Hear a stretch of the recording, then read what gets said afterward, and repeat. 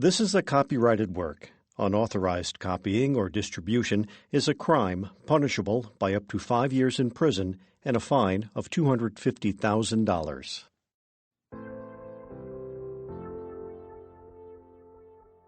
Scholastic Audio presents Animorphs, Book 49, The Diversion, by K.A. Applegate.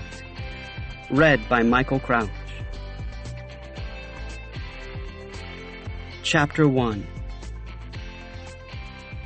My name is Tobias, and I was one hungry bird. I was perched in a tree at the edge of my meadow, a meadow grown crisp and brown from too many days without rain. The sun blazed overhead. Wind whispered through the weeds. And among the rippling stalks, one, then two, twisted slightly in another direction. I dug my talons into the bark of the branch and waited. Listened. Mouse feet scrabbled against hard-packed dirt. Mouse teeth chewed through the shell of a seed. Chewed, stopped, scrabbled, stopped. I waited. Nothing. No sound, no movement. The mouse remained still. Also listening, waiting. I tensed, cocked my head, and thought, not for the first time, about the irony of my hunt. In my old life, my life as a boy, I was the mouse, the prey, stalked by predators bent on flushing my head down the men's room toilet, scurrying to find a hiding place, rarely succeeding. Another irony, in my old life, my life as prey, food was not a problem. I was on the free lunch program at school, so I knew exactly where my next meal was coming from. Overheated ladies in hairnets slapped it on a tray and handed it to me. Movement, small. A single blade of grass tipped toward a bare patch of dirt. Claws scritched against earth. The mouse was coming out into the open. I opened my wings, pushed off the branch and circled, high above the meadow, then began to descend. My shadow grew larger and darker over the patch of dirt. Weeds twitched, first one, then the next, as the mouse moved closer to open ground. Dust billowed out from the undergrowth. Then a nose, brown, whiskered. I raked my talons forward. The mouse scuttled out, completely unprotected now. I dropped. In a split second, the mouse would be mine. In a split second, my hunger would be... No! Scales. A flash of yellow. Fangs sinking into the mouse's flesh. That's when I heard it. An ominous rattle. Yeah, like I needed a warning. I flapped hard and rose, talons empty. I was hungry, but I wasn't stupid. I wouldn't fight a 6-foot rattlesnake over a poisoned mouse. I climbed higher, glided above the meadow, and watched the snake devour my lunch. A diamondback that had lain, coiled, waiting, motionless, in the very spot I'd been watching. In the meadow. My meadow. I circled and swooped back to my branch. Would a normal hawk have seen it? Maybe. Probably. Your normal red-tailed hawk, equipped with the standard-issue hawk brain, has a basic train of thought. Hunger, food, kill, eat. Brilliant in its simplicity. The hawk is not distracted by ironic musings. The hawk doesn't reminisce about toilets and school cafeterias. But I'm not a normal hawk. I'm not a normal anything. I'm a kid trapped in a bird's body. Like nothing else on this or any other planet. A species of one. I used to be human. Fully human. Or at least that's what I thought. Until my friends and I met a dying alien warrior. An andalite prince named Elfingor. Elfingor Serinyal Shamtul. Strange how even then, Before I knew who he was, before I knew about my own past, I was drawn to him, connected in a way the other Animorphs hadn't been. That's what we are, my friends and I. Animorphs. Animal morphers. We can acquire the DNA of another animal, then become that animal. Elfangor gave us that power. He gave it to us as a weapon, the only weapon we have in our battle to save Earth from evil, parasitic aliens. Yeerks. Slimy, gray, not much bigger than the field mouse I'd been stalking, but completely lacking the mouse's senses. Yeerks are deaf, blind. They have no feet or hands. If you saw a Yeerk in its natural state, you'd think it was an overgrown slug. And you probably wouldn't be any more afraid of it than of a slug. But you should be. A Yeerk slithers in through your ear canal and flattens itself out over the surface of your brain. It wriggles into all the crevices and valleys, taps into every brain circuit and nerve ending, taps into your very existence. You become a controller. And it's an ironic name because you have absolutely no control. You can't speak, move, eat, even go to the bathroom unless the Yeerk wants you to. You watch as the Yeerk spreads evil and hatred using your hands, your voice. You can't scream. You can't run away. The Yeerks enslaved entire sentient species on other planets. The Geds, the Taxons, the Hork-Bajir. Now they've come to Earth to enslave humans. And we, the Animorphs, are fighting them alone. A few things help level the playing field. Kandrona, for one. If a Yeerk doesn't feed on Kandrona rays every 3 days, it dies. We also get help from the Chi, an android race hardwired against violence. They can't fight, but they've infiltrated the Yeerk organization and feed us information when they can.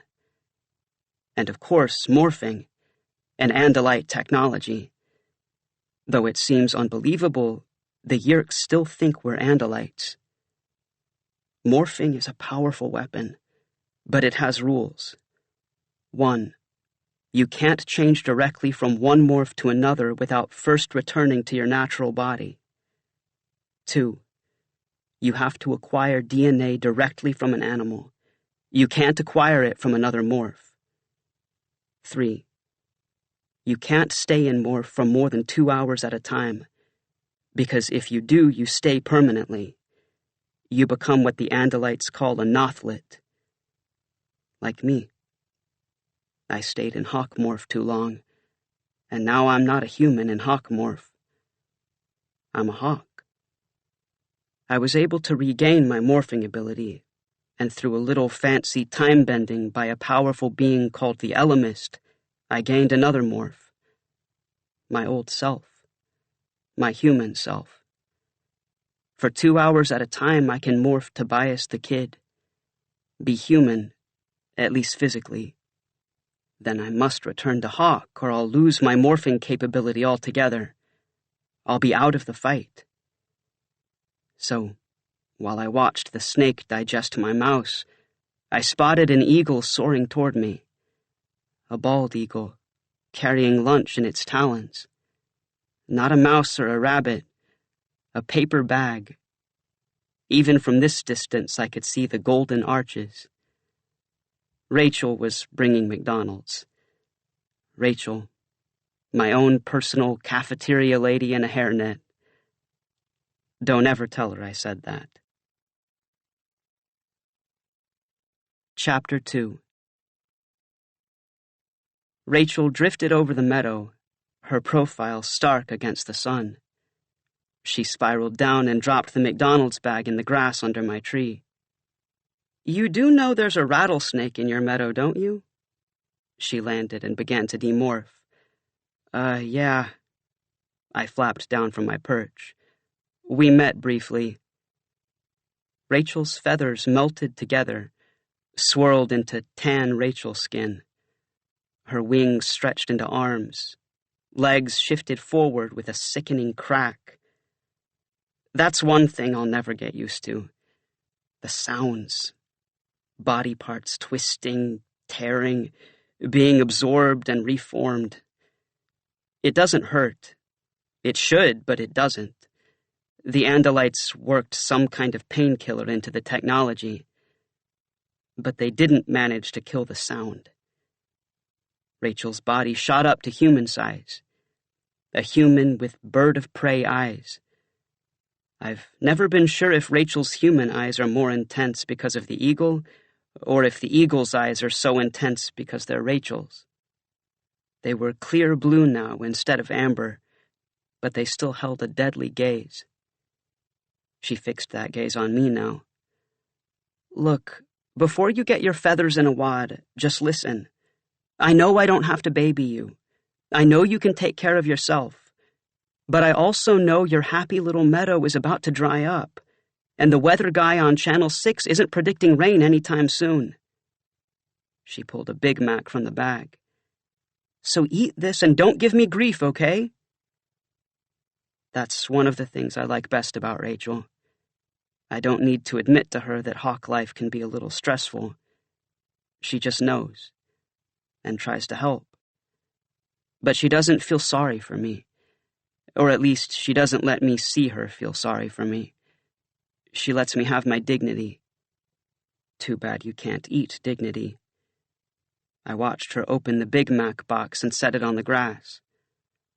I know you have to eat yours as a hawk. She pulled out another Big Mac and 2 large fries. But at least we can hang out for a while. A little while. Uh-huh. I wasn't paying much attention to the conversation. My hawk brain focused on the usual. Hunger, food, kill. Okay, maybe we could skip kill just this once. Eat. But my human brain remembered something more. The pure pleasure of sinking my teeth into 3 inches of hamburger and bun. The crunch of lettuce and onion. The grease and cheese and special sauce combining as I chewed. And the fries. Was there ever a more perfect food than a McDonald's French fry? Fresh from the fryer while they're still steaming. Crisp and salty and so soft in the middle they... Tobias? Rachel was staring at me, frowning. I asked if you want me to take the pickles off. No. Get a grip, Tobias. You're turning into Axe. Just pull off one of the hamburger patties. I'll eat it first, then morph human and eat the rest with you. She peeled the Big Mac apart and set one of the patties in the grass. I ripped off a chunk of meat and wrangled it sideways into my beak. You know, Tobias, she said, we have very weird dates. I devoured the hamburger, then stood completely still for a moment, savoring the full feeling in my stomach. My hawk belly was happy. My hawk body would survive another day. Time to feed the human. I focused on Tobias the kid. Sprout! I shot up to my full human height. The sudden shift knocked me off balance, and I teetered on 12-inch talons. Morphing isn't predictable. As I lifted my wings for support, my feathers melted and evaporated, leaving only pale pink nubs on my skin. I looked down. I was a nearly naked bird the size of a human kid. A giant plucked chicken in spandex. Attractive, said Rachel. Hollow bird bones thickened and, snap, realigned. Internal organs shifted and stretched. My shoulders widened, neck grew long. Arms and fingers emerged from stubby wings. The scales on my legs disappeared and human flesh emerged. Talons split into toes. My beak melted and formed a nose and lips. Round bird eyes slid forward and became ovals. I touched my arm. The pink chicken bumps dissolved into smooth beige skin. Pale still, but smooth. I was human. Rachel smiled. Much better. Thanks, I said. Or at least that's what I meant to say. What came out was, Yeerks. I hadn't used my human voice in a while. I cleared my throat, limbered my jaw, and tried again. Thank you. We sat side by side in the grass with our backs against the tree. I bit into my Big Mac and sighed. Well, actually, I moaned, out loud. Grease and cheese and special sauce dribbled down my chin.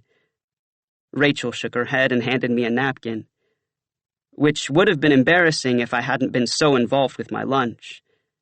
Sometimes I forget normal human things, like my old locker combination, or which months have 31 days, or how to work the token machine at the arcade. Useless information to a hawk, of course. Still, it scared me a little, like I'd crossed a line and might not ever get back. Or worse, I'd forget so many things that, given the opportunity, I might not want to get back. But I hadn't forgotten the Big Mac, or the fries. As long as I had fast food, I had hope. Rachel brushed an ant off her leg. You need to get a picnic table, she said, or at least a couple of lawn chairs. Oh yeah, Rachel, definitely low profile. A hawk with patio furniture. Maybe I could get a barbecue grill, too, and some bamboo torchlights. Very funny. She crumpled her empty burger box and stuffed it into the bag. Shut up and eat so we can get out of here. Cassie's called a meeting, and Jake says we all have to be there. Ah, I swallowed a fry. The X-Men have nothing on us, do they? Got that right. Chapter 3. Let me get this straight. Marco shredded a piece of hay. They wanted blood samples. Not cash, not drugs, blood. We were in Cassie's barn, the wildlife rehabilitation clinic, sort of a homeless shelter for wounded animals. Cassie's parents are both veterinarians. Her mom works at the Gardens, a combination zoo, amusement park where we've acquired most of our battle morphs. Her dad runs the clinic here on their farm. Cassie helps him out. At the moment, she was inside a big wire pen, doctoring a doe that had been shot in the thigh. The rest of us were trying not to focus on the hypodermic needle in her hand. The rest of us could have starred in one of those weepy movies on Lifetime. Jake, Rachel's cousin, Cassie's true love, and the leader of our little band of misfits. Axe the alien, Elfingore's little brother, and strange as it sounds, my uncle. Marco, Jake's best friend and Axe's part-time roommate. Rachel, of course, Cassie's best friend, the girl dating out of her species. And me, Tobias, bird boy, on lookout duty in the rafters. Cassie stroked the deer's neck. It's okay, girl. She closed the pen and turned to face us. All I know is what my mom said. 2 men broke into her veterinary ward last night. It wasn't the usual smash and grab, and no, they weren't after drugs, which surprised Mom, too. They wanted blood samples, specific blood samples. Tiger, elephant, eagle, rhino and grizzly, gorilla and wolf. Rachel stared at her. Our battle morphs. Right. Cassie nodded. They showed no interest in the warthogs or baboons. One of Mom's lab techs stumbled in on them. They really roughed him up, especially... She glanced at me. Especially when he told them the Gardens didn't have a red-tailed hawk. 7 pairs of eyes, including Axe's stalk eyes, gazed up at the rafters. I turned away to preen a wing. Cassie went on. The lab techs said they'd been cold and methodical up to that point, but when they couldn't get the hawk sample, they just went nuts. like they were afraid to leave without it. Yeah, I bet, said Marco. I bet they were peeing their pants wondering how to explain the concept of failure to Visser 1. Visser 1. Evil incarnate. The Yeerk in charge of the invasion of Earth. Recently promoted from Visser 3. Rachel nodded. Our battlemorphs? The Gardens? Nutso thieves on a mission for Hawkblood? Definitely Yeerks.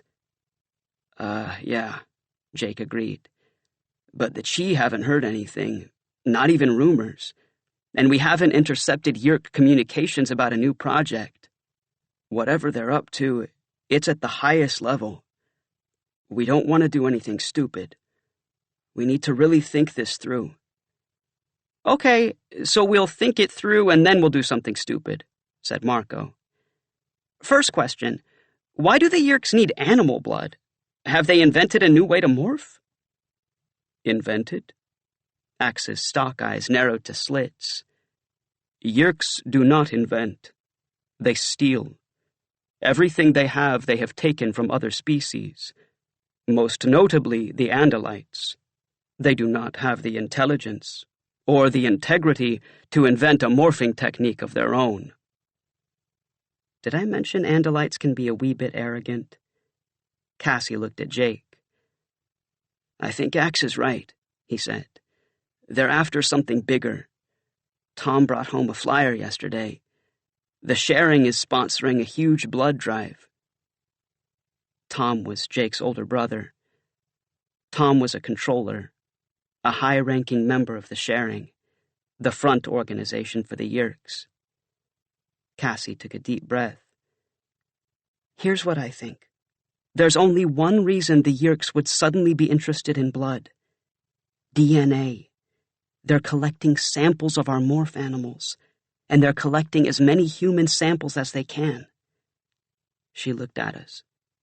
They're searching for humans with strands of animal DNA in their blood. Silence. Which means, Marco sighed, they know we're human, said Rachel. Chapter 4. They, as in Visser 1, the only Yeerk ever to infest an andalite. Until now he'd been convinced we Animorphs were andalites too, which was somewhat surprising because the former Visser 1 had discovered we were human. By keeping our secret, she hoped to destroy her adversary, the andalite controller, then Visser 3. But we destroyed her. The former Visser 1 was a human controller, and her host was Marco's mom. Very long story short, we raided the Yeerk pool and rescued Marco's mom, the human. The Yeerk in her head tried to escape, but was killed. And our secret died with it. Or so we'd thought.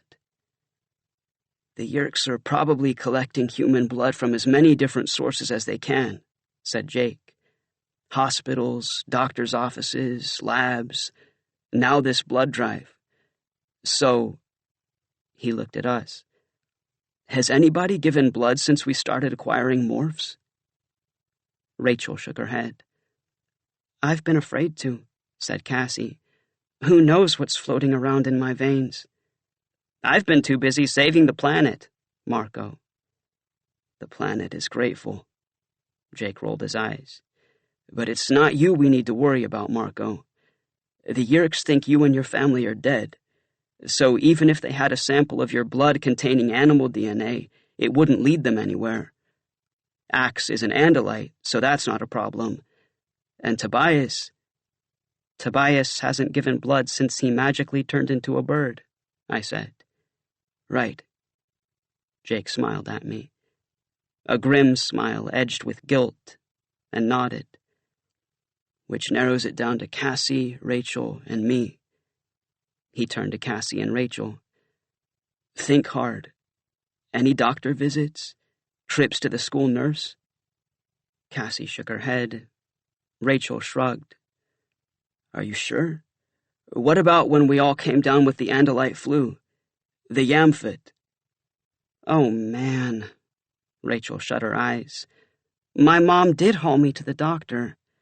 I don't think they took blood, but I had a really high fever. Part of that time is just blanked out. But that was a while ago. If they took blood, it's long gone by now.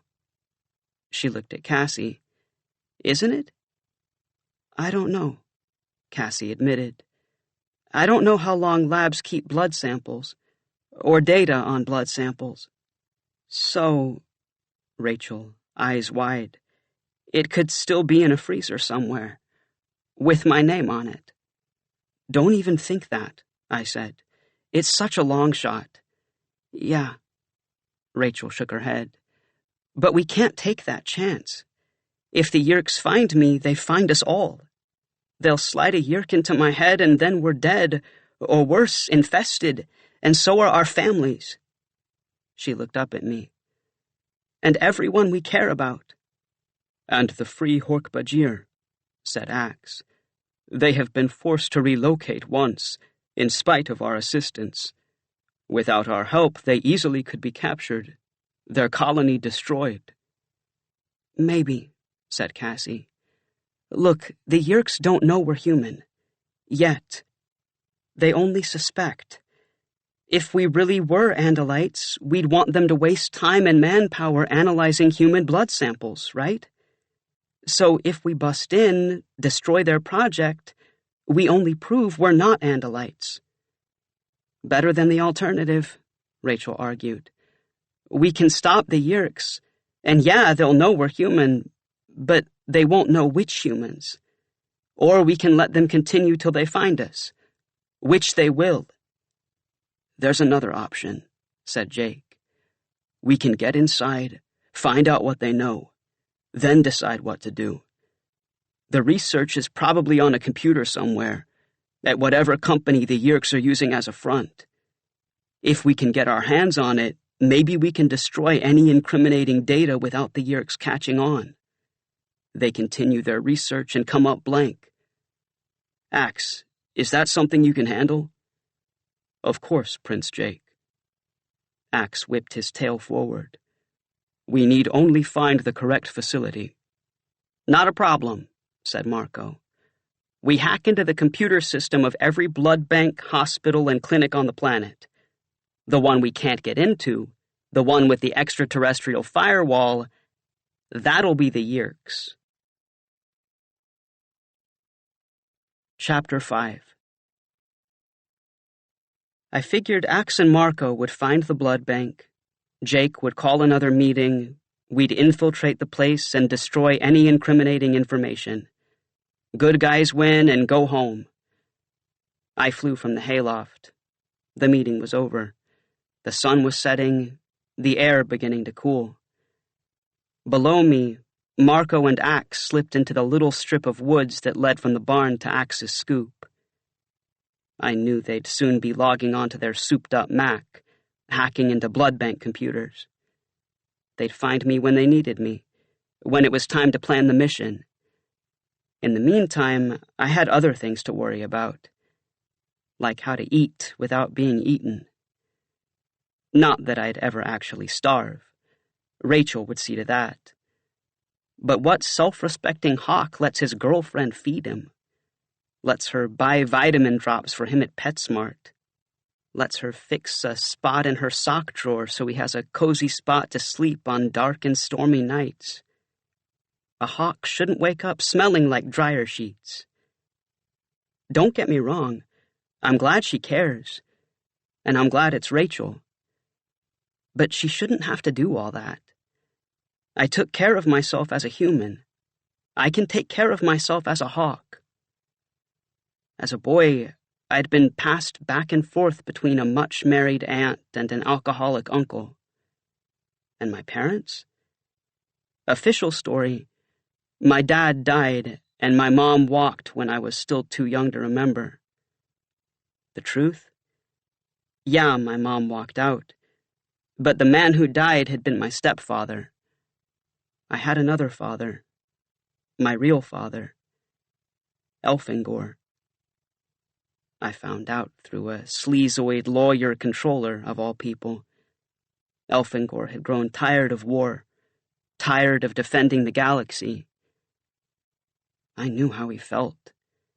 I was defending one small planet, and some days I longed to soar away to some remote mountaintop, forget the fear and the fighting, just fly free.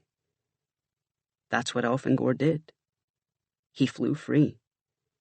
He came to Earth because he was in love with my mother, Loren.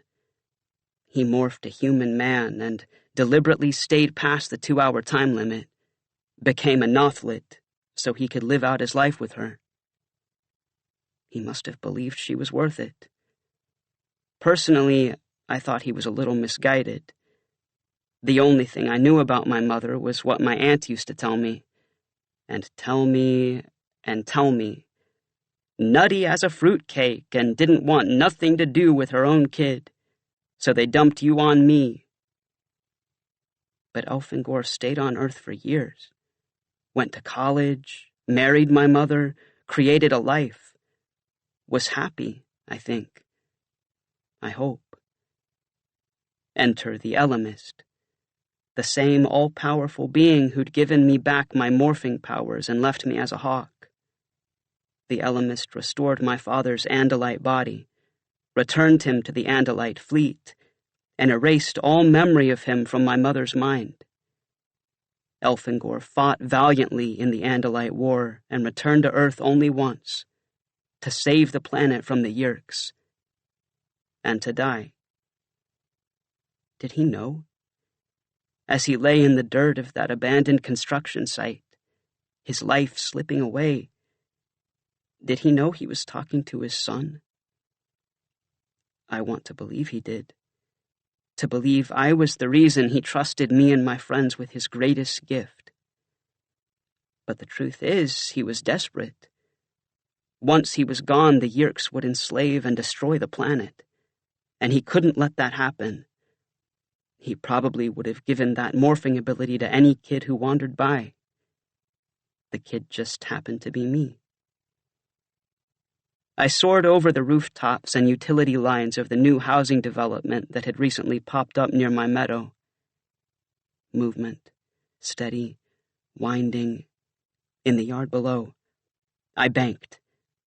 A snake slid from the grass onto a backyard walkway. Not a rattler this time.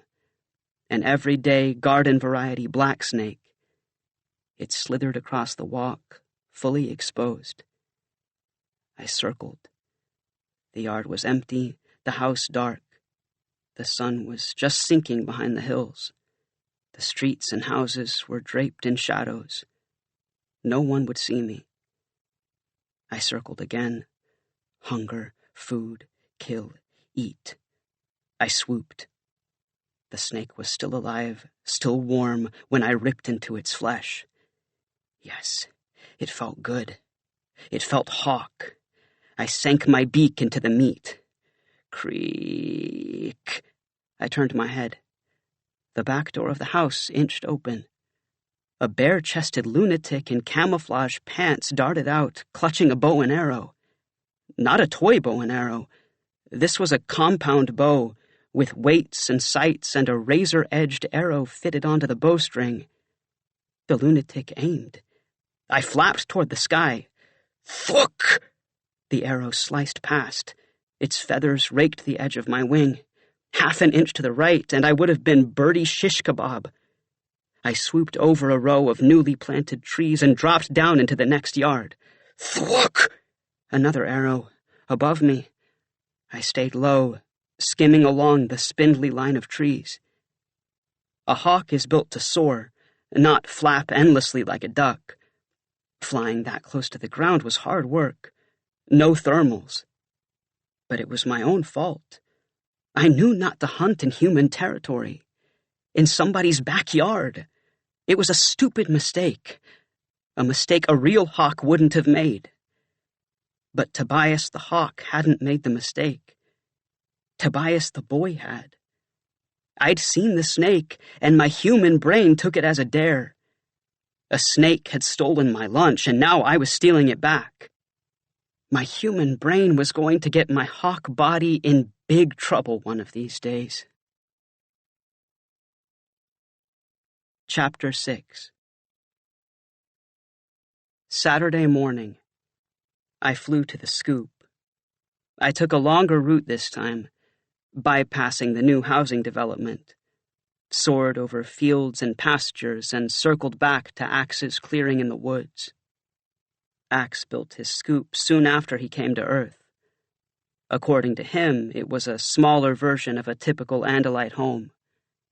He'd had to do some remodeling when Marco took up part-time residence with him. Now the scoop was bigger, with a little more enclosed space and a lot more clutter. Axe was an alien of few possessions, some research-type books, pictures of his favorite human foods, some computer equipment, his beloved television set. But Marco was a boy with lots of toys, and he kept a lot of them at the scoop. The rest of Marco's stuff was at his other home, the cabin he shared with his parents in the Hork-Bajir Valley. When we'd rescued Marco's mom, we'd also had to rescue his dad.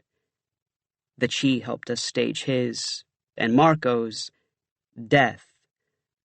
The family evacuated to the valley, and Marco stayed there whenever he could. But when he needed to be closer to us, closer to the war, he stayed here with Axe. "How's it going down there?" "Hello, Tobias." Axe stood in the open part of the scoop, his stock eyes scanning the sky. "I am glad you came. We were preparing to find you." "Already? You found the site?" "Complete no-brainer." Marco was hunkered down in front of the computer at the back of the scoop. I perched on the CD tower behind him. He leaned back in his chair. "Hospitals, labs, clinics, community blood banks, they all opened right up for us. Kind of scary when you think about it. Your complete medical history is just a click away, available to any nut job with internet access. But then we get to this one." He motioned toward the computer screen. "Midtown Bioservices, Inc. Suddenly it's like breaking into the CIA.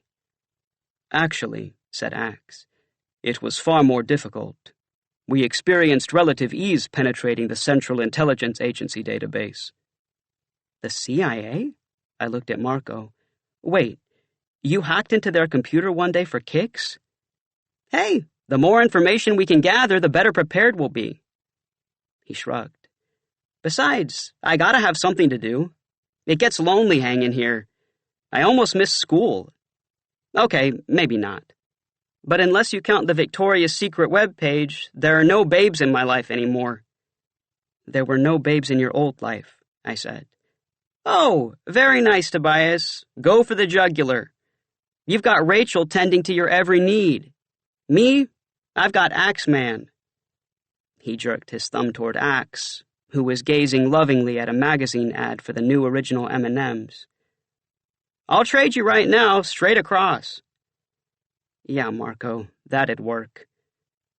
I glanced at his CD player, satellite dish, and assorted Game Boy cartridges, at the stacks of CDs and the piles of comic books, all of which he'd somehow mysteriously acquired after having to abandon his old stuff. "You'd make one fine bird of prey." He lobbed a TV guide at me. But you know what? Marco's an opportunist. He would probably adjust to my bizarre version of hawk life better than I had. He'd have no problem with Rachel feeding him. He'd live in her room and wait for her to bring snacks, preen himself in her mirror all day while she was at school. Marco wouldn't make himself live by some glorified rule of the hunt, or whatever it was I felt compelled to live by. "So now what?" I said. "Back to Cassie's barn?" "Nope." Marco powered the Mac down. "We head straight for this bioservices place. It's only a couple of miles from here, and Jake doesn't want to waste time. He thinks a daylight mission on a Saturday morning might catch the Yeerks off guard." "Off guard?" "You know what I mean. As off guard as Yeerks ever get. Maybe they won't be expecting us. Maybe we can slip in and out before they notice. Yeah, maybe. And maybe you're crazy. Chapter 7. I caught a nice thermal over the freeway and soared high in the sky. Marco, an osprey morph, stayed behind me, lower and to the side. Axe, the northern harrier, swept back and forth above the rooftops. We flew over houses and strip malls, parks and ball fields, till we reached the heart of the city. Then we swooped between the downtown skyscrapers, soared and plunged and emerged over the domed roof of the Civic Center. The streets around the center had been barricaded with orange sawhorses. Police cars were parked crossways at the corners, lights flashing. Uniformed officers directed traffic away from them. 18-wheelers, their trailers brightly painted with clowns and tigers, lined the blocked-off streets. I floated above the big rigs.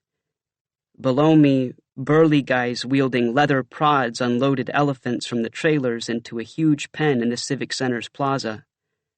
More policemen tried to hold a crowd of onlookers behind a rope barrier. A monster forklift trundled across the plaza and dumped a huge round bale of hay into a low trough at one end of the pen. "Hurrah!" one of the elephants trumpeted. A dozen others lumbered over to the trough. Marco swooped out over the plaza. "Hey, how come nobody told me the circus was in town?" Jake was afraid you'd try to join it. You know, the whole clown thing. I circled. Shouldn't the lab be pretty close? If you bank right, Tobias, and proceed approximately 46 yards, you should be directly in front of the research facility. Axe skimmed over the Civic Center and down a side street. Marco and I followed. Axe was right. It wasn't long before we sailed past a long, low concrete building. A small brass plate beside the door said, Midtown Bioservices, Inc. Below it hung a larger sign, No Soliciting. "Gray concrete, no windows, and a complete lack of architectural charm," said Marco. "Gotta be Yeerks." Cassie, Rachel, and Jake were waiting for us in the alley across the street. We landed, and Marco and Axe demorphed. "We don't have much to work with," said Jake. "A pair of solid steel doors in front and a loading dock in back." "Both armed with GLEAT biofilters," said Cassie. Which we'd expected. It was starting to become standard equipment at all entrances and exits at Yeerk facilities and all entrances to the Yeerk pool. We'd found that out the hard way. The biofilters were programmed to destroy any life form whose DNA wasn't entered into the databank. Another bit of technology the Yeerks lifted from the andalites. "Prince Jake?" Axe trained his stock eyes on the research lab. "If the control panel is destroyed, the biofilter will deactivate." He paused. "Of course, the control panel is located inside the building, and we are on the outside." Jake nodded. "Yeah, so we need to create a diversion. A little chaos and a whole lot of noise." He looked at Rachel. "Any volunteers?" Rachel smiled her let's do it smile. "Elephant?" Jake nodded, but Rachel had already started to morph. Her nose and upper lip melded together into a fat gray nub. Ears sprouted like a pair of gray potholders. Soon the potholders were beach towels, the nub a full-fledged trunk. Legs and arms thickened, hands and feet flattened, tanned skin dissolved into leathery gray hide. Jake outlined his plan. He turned to Rachel. "You know what to do, right?" "Call a little attention to myself, short-circuit the biozapper, and lead any and all pursuers toward the circus, where I can squeeze in among the other elephants, and in the confusion, demorph. And then?" "Then?" She swished her rope-thin tail. Jake sighed. "Then mingle into the crowd, Do not call attention to yourself, and wait patiently for the rest of us." "Wait patiently. Right." She saluted him with her trunk. "I can do that." Marco looked at me. "She cannot do that." "No," I said. "Probably not." Rachel stood down beside a dumpster while the rest of us went fly. Definitely not my favorite morph. Whoosh! The ground shot up as I shrank to the size of gravel. Bones dissolved, re-emerged as fly exoskeleton. My wings thinned to tissue. Feathers shriveled into tiny fly hairs. Sploot! 4 extra legs sprouted from my chest. A pair of antennae shot from the top of my head. My vision shattered into 1,000 pieces. The morph was complete, and my fly brain had exactly one thought. Garbage! Poop! I buzzed into the dumpster, into the wonderful world of curdled milk and moldy pizza boxes. 4 other flies darted around me, savoring the stench and the rot. Do you guys think you can get a grip?" Rachel called. My compound eyes pieced together her huge gray face, peering down into the dumpster. "Axe, I don't even want to know what that is you're standing on." "I believe it is a ham and cheese sandwich, putrefied. My fly morph finds it very satisfying." "Oh, how gross are you?" Rachel cried. "Can you all please just get out of there before I hurl?" Cassie laughed. "I didn't know rotten mayonnaise could be so delicious."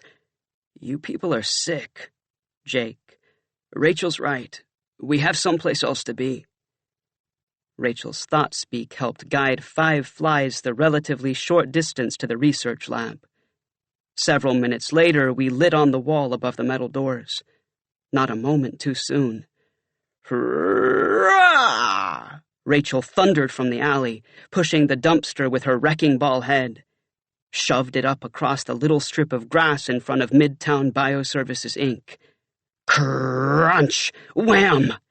Slammed the dumpster into the concrete wall, backed up and squashed the trunk of a BMW parked at the curb.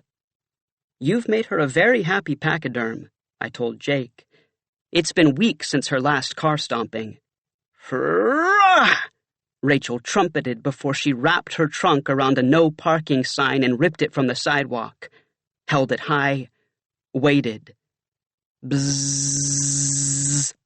And the thick steel doors slid open. Chapter 8. Andalite! Human controllers streamed from the building. "Surround it! Don't let it escape!" Rachel reared up on her hind legs. Controllers dove for cover. "Now!" Jake ordered. With her massive trunk, Rachel hurled the no parking sign like a javelin toward the open doors. Pop! Pop! Sparks flew. A cloud of smoke puffed out from the open doors. The no parking sign clanked to the floor. A computerized voice droned through the smoke. "Bio, filter, deactivated, immediate shutdown, immediate shutdown." Bzzz! The doors began to slide shut. "Let's go! In! Jake zipped through the doorway. Axe, Marco, and Cassie followed. I hovered outside. Through broken fly vision, I could see controllers lunging toward Rachel, surrounding her. She reared, head thrashing. Bzzz! "Now, Tobias!" Hurrah! Rachel reared again and swung around. Controllers scattered. Rachel charged down the street. I spun. The doors were an inch apart. Half an inch. I darted between them. Solid steel brushed the tips of my wings. Halfway through, I could see light beyond, almost there. Wham! The crash of metal vibrated through my body. The rush of air launched me into space. "Gee, Tobias, we're glad you could join us," Marco said as I hurtled past. "Are you okay?" Cassie. "Yeah." I flipped upright. "Fine." 4 other flies hovered on the ceiling. I buzzed up to join them, and to get my bearings. We seemed to be in a long hallway. Humans and Hork-Bajir bustled along below us, in and out of offices, carrying folders, pushing carts. I didn't need the fractured flashes of red or the clink of glass tubes to know what the carts carried. Fly senses screamed the answer. Blood. Human blood. "We're definitely in the right place," I said. "Yeah," Jake agreed. "But we need a more useful morph. Better eyes, at least. Hands would be nice." Marco. We hummed along the ceiling, looking for a place to demorph. The long hallway led into another and another. We finally spotted a darkened door at the end of a corridor and darted under it, and waited. No sound, no movement, no blood either. Only the overwhelming stench of floor wax and disinfectant. We spread out and demorphed. "Ugh," Cassie whispered. "I'm standing in a bucket. And guess what? There's still water in it. At least I hope that's what it is." We were crowded into a janitor's closet. 3 kids, an andalite, and a bird. I perched on the edge of the sink. Light from the hall shone through an air vent in the door. "Hey," I stared at Marco. "You got a new morphing outfit." "What, you just noticed?" He tugged at his bike shorts and tight blue t-shirt. I leaned over and plucked up a beakful of t-shirt. "Does this remind you of anything?" "Yeah?" He pulled his shirt from my mouth. "It reminds me why I never wanted a pet bird." "No," I said. "The color." Axe nodded. "It is the color of the blue band Hork-Bajir." Right. The blue bands. Visser 1's elite Hork-Bajir guard. Part Green Beret, part armored car. Pure terror. We stared at Marco's shirt. "Whoa!" He backed up against a row of metal shelves. "You're looking at me like I'm lunch." "No," I said. "We're looking at you like you're a giant armband." Cassie rummaged through the shelves and found a utility knife and a roll of duct tape. Marco peeled his shirt off and handed it to Cassie. "No looking," he warned. "There's no telling what the sight of my naked torso might make you do." Marco turned to me. "I'm lethal at the beach." Cassie struggled to control a grin and quickly cut the shirt into wide strips. Then we went Hork-Bajir. Carefully. 5 fully grown Hork-Bajir have no business huddling in a janitor's closet. I focused on Ket Hulpak, my Hork-Bajir morph, and felt my feathers harden to leather. Bones ground and popped.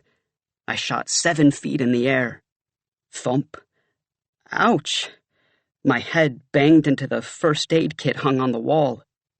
My beak grew wider, longer. My neck slithered out like a snake's. Thump! Thump! Horns erupted from my forehead.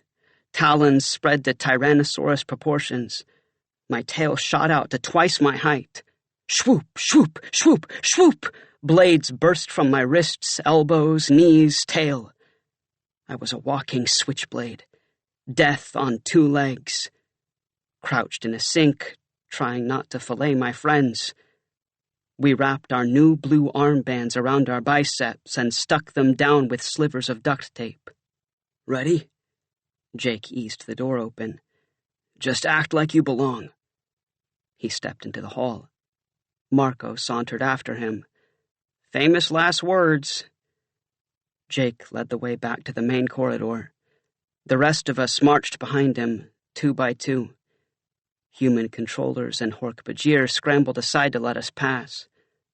Nobody stopped us. Nobody asked where we were going. Nobody even looked us in the eye. "We should have gotten armbands a long time ago," Marco said. We neared the center of the building. The crowd of scurrying lab techs and office workers thinned out. We marched down a nearly empty hall, turned the corner, and stopped. Before us lay a narrow passageway. At the end was another pair of solid metal doors, guarded by an armed Hork-Bajir. The guard leveled his Dracon beam at us. Marco said. Think we found their computer? Chapter 9. Jake strode toward the guard. He pushed the end of the Dracon beam away and pointed at the door. Open! The guard hesitated. His gaze flickered toward Jake's armband. Then he aimed the Dracon at Jake's chest. Where is Pass? Hey, nobody ever accused a Hork-Bajir of being eloquent. Pass? Jake turned toward us. He jerked his thumb at the guard. He wants Pass! Ha ha ha ha! Cassie and Marco laughed. Ha ha! Ha ha! I clapped Axe on the shoulder. Ha ha ha! Axe frowned. Ha, he said. Jake whipped his snake head back toward the guard. Surprise inspection! Heh heh! His laugh turned menacing. He leaned forward till his beak nearly touched the guard's forehead horn. Visser 1. The guard swallowed. Visser 1? He reached back and ran his palm over an entry pad on the wall. Bzzz. The doors slid open.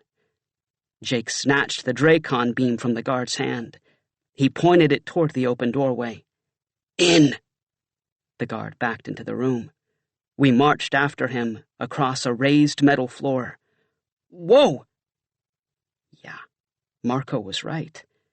It looked like mission control. An electronic map filled one wall. Little green dots were scattered across it, connected like a web to one large red dot. A tiny orange dot flashed beside the red one. A bank of computers faced the map. Rows of numbers scrolled across their screens. Analyzing data, Axe said unnecessarily. But other than the computers, the guard, and us, the room was empty. No human controllers. No Hork-Bajir. Jake motioned toward the door. Close! The guard turned and swiped his hand over the entry pad. Bzzz! Jake raised the Dracon beam. Sorry. He thumped the guard over the head with the butt of the weapon. The guard slumped to the floor. Okay, Axe, he said. We don't have much time. It won't take the Yeerks long to notice their guard is missing. Axe raced to a computer. His clawed Hork-Bajir fingers stumbled over the keyboard. Prince Jake, my andalite hands would be better suited for demorph. Hurry. Axe nodded and began to demorph. Jake stood watch over the guard. Cassie, Marco, and I crossed to the map. Cassie traced the green dots with her finger. These must be blood collection sites. And this... She tapped the big red dot. This must be where we're standing. See? All the green dots lead here. But what's this? She pointed to the orange dot. Yeerk pool? Marco guessed. Ah, much better. Axe's andalite fingers flew over the keyboard. I do not mean to be disparaging toward other species, but Hork-Bajir hands were not designed to... He stopped. Prince Jake? We may be too late. 4 Hork-Bajir stared at him. They found a match? Axe studied the monitor. Yes, but I don't think the Yeerks are aware of it yet. This file has not been accessed since the computer analyzed the data, and it is only a partial match. Partial? Marco circled the computer bank. What does that mean? They either find animal DNA or they don't, right? Axe shook his head. This is very strange. It indicates a human who has significant family ties with one of the andalite bandits. He leaned toward the screen. But the computer has not yet uncovered the identity of this andalite bandit. Oh man, Jake. Cassie closed her eyes. We overlooked something. Something huge. Our blood is all over the place. Every time we fight these creeps, we bleed. Traces of our human DNA is floating around in all that animal blood. All they have to do is scoop it up and wait for a match. Jake nodded. Or a partial match. Somebody in our family. He stared at Axe. Tom? No, Prince Jake. Marco leaned over Axe's shoulder. Tobias? He looked up at me. You may want to see this. I crossed to the computer. Axe moved aside so I could see the screen. And the name. Lauren. But that's my... I stopped. My mother. First name, last name, address. I stared at the screen. She lived only a few blocks from the 3-room shack I'd shared with my uncle. An easy walk, 1 bus stop. I looked up at the map, at the flashing orange light. My mother. The light represented my mother. Uh-oh. Cassie's voice pulled me out of my stupor. Trouble. Bzzz. The doors slid open. A dozen Hork-Bajir marched into the room. Real Hork-Bajir. Wearing blue armbands. Chapter 10. You can't escape, so do us all a favor and don't even try. A human controller pushed through the line of blue-band Hork-Bajir. Orthopedic shoes squeaked against the metal floor. Reading glasses swung from a chain around her neck. She looked like somebody's grandmother. Wrinkled pink cheeks, a puff of white hair, a lavender cardigan pulled over her flowered dress. But instead of offering a plate of homemade cookies, she trained a Dracon beam on us and said, Surrender now or die. Axe, Jake said in private thought speak. Work fast. Erase Tobias's mother from the database. The controller won't shoot. She can't risk hitting the computers. Yes, Prince Jake. Axe's stock eyes swung from the controller to Jake, then back to the controller. His fingers raced over the keyboard. Jake was still holding the unconscious guard's weapon. He met the human controller's gaze and held it, then aimed the Dracon beam at the bank of computers. The controller chuckled. My, what a well-thought-out plan. Destroy the database, and I'll have no reason to hold my fire. I'll mow you down, you and your little friends. Visser One will be delighted.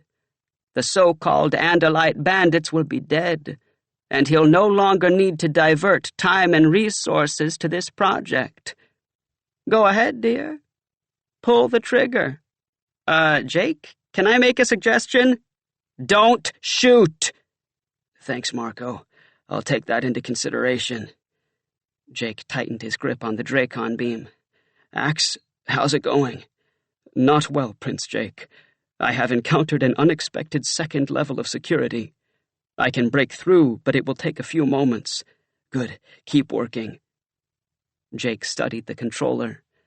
Then, in public thought speak, he asked, Have you counted us? The controller narrowed her eyes. What do you mean? Are you sure we are all here? Jake's thought speak was deeper than usual, more exact, like Axe's, like an andalite's. Would it fool her? Did it matter? If I destroy the computer, he said, you could kill us. But how many andalites would still be out there? How many escaped bandits would you have to report to Visser One? The controller's face hardened.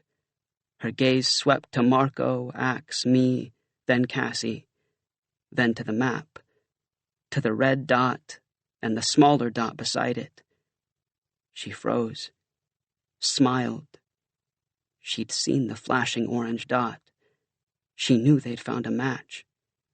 She turned to Jake. Be sensible. Surrender peacefully, and you won't be hurt. Much. With your morphing abilities, you'll make excellent host bodies. Much better than this worn-out human I'm living in. In fact, Visser One will be so pleased he'll probably promote me, and I'll end up in one of your heads. Won't that be cozy?" "I will die before I become a controller," Jake pronounced. Granny shook her head. "Such a pity, but it's your choice." She turned toward the Hork-Bajir. "Kill them!" The blue bands had been standing at attention, not moving, not blinking, barely breathing. Now they leaped forward in one precise movement, like automatic weapons. Jake whirled and fired. Tsew! Arrgh! 2 Hork-Bajir fell, their legs severed at the knees. Blue-green Hork-Bajir blood spilled across the metal floor. Another Hork-Bajir sprang at Jake, and another. Thump! Jake slammed against the wall. The Dracon beam slid across the floor, under the computer bank. If I could get it. Swoop! A wrist blade sliced past my chest. I jerked away, stumbled. A blue band kicked, knocked me back. Whump! My head bounced against a computer. I slid to the floor. The blue band lunged for me. I thrust my arm up. Blades plunged through skin, muscle, bone. The blue band's eyes glared at me, dimmed as his body went limp and he collapsed against my chest. I wrenched my arm blades from his belly. Around me the battle raged, a forest of Hork-Bajir kicking, leaping, clawing. "Jake, behind you! Cassie, watch out!" Fwap, fwap, fwap. Axe's tail blade struck and struck again. But I was cut off from the fighting. For now, the dead blue band lay on top of me, concealing me. His blue-green blood oozed over me. I could see the human controller. She circled the perimeter, weapon aimed, still not firing. They'd found a DNA match, and she knew it. She couldn't jeopardize the research. She couldn't shoot. But I could. I inched toward Jake's fallen weapon. If I could destroy the database. I slid my hand under the computer. It had to be there. Yes! My claws brushed something solid, metal. "Marco!" Cassie screamed. I turned my head. Marco was pinned between 2 blue bands. His beak had been ripped from his face and lay at his feet in a lake of blood. One blue band held Marco from behind, pulled Marco's head up and back, leaving his neck exposed. And the other blue band raised his wrist blade above Marco's throat. Chapter 11. I shoved the dead Hork-Bajir from my chest. The blue band spit at Marco. "You die!" Then dropped his wrist blade like a guillotine. "Marco, kick! Now!" I dove. Marco kicked. I hit the blue band's feet as Marco thrust his talons into his gut. The blue band plunged backward. He slammed against the computer bank. His head crashed back onto his tail, and his own tail blades pierced his skull. I leaped to my feet. The other blue band was still holding Marco from behind. He jerked Marco back. Cassie attacked, elbow blade across the blue band's shoulder. He spun. "Filth!" Swung at Cassie. His other arm was still wrapped around Marco's throat. I lunged for it, clamped down. I ripped a beak full of skin and muscle from his forearm. Ah! The blue band released his grip. Marco tumbled forward and I caught him. The blue band leaped for us. "No!" Cassie rammed him from the side. Her horns pierced his skin. He toppled over the wall of computers. Marco sagged against me. Blood gushed from his gaping pit of face. "Jake," I called. "Marco's fading fast." "Move toward the doors," he ordered. "I think we can get out." I dragged Marco across the floor, sliding and stumbling through bodies and blood. Cassie covered our rear. A Hork-Bajir hit the floor. "Cassie? I'm okay." Axe, still locked in bladed combat with 2 blue bands. Flap, flap, flap, flap. "Prince Jake, I had almost broken the security code," he said. 30 seconds more at the keyboard and leave it, Axe. Let's go."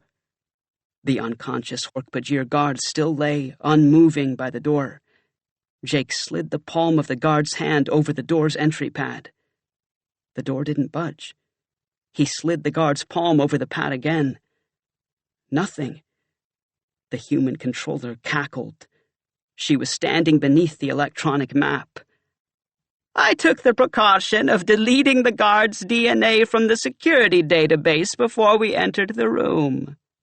She aimed the Dracon at Jake. You're trapped, dearies.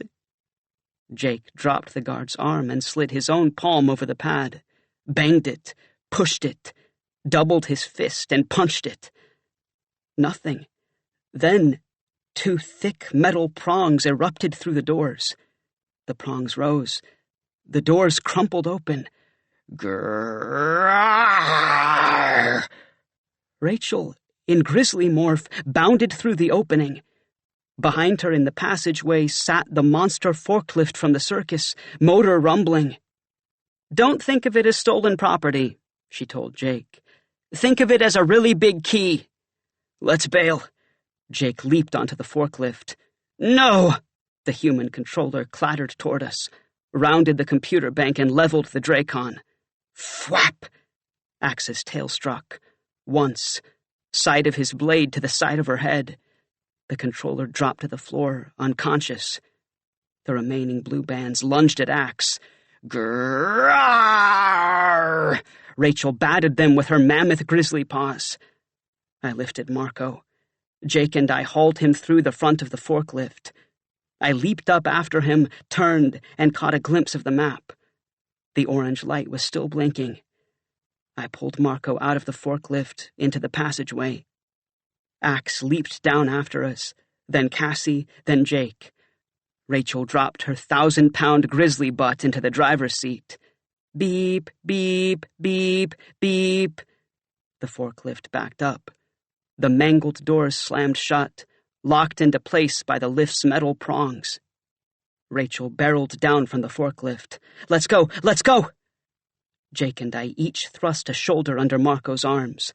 We bounded down the passageway, crunched over crumpled sheetrock, broken glass, blood. Rachel was in the lead, Axe and Cassie at the rear. We didn't bother winding through the hallways. Rachel had plowed a straight shot from the front door to the computer room. Marco, I cried, demorph, demorph! Can't. They'll see me. It doesn't matter anymore, Jake yelled. Do it! Marco nodded and closed his eyes. Marco, I'm okay.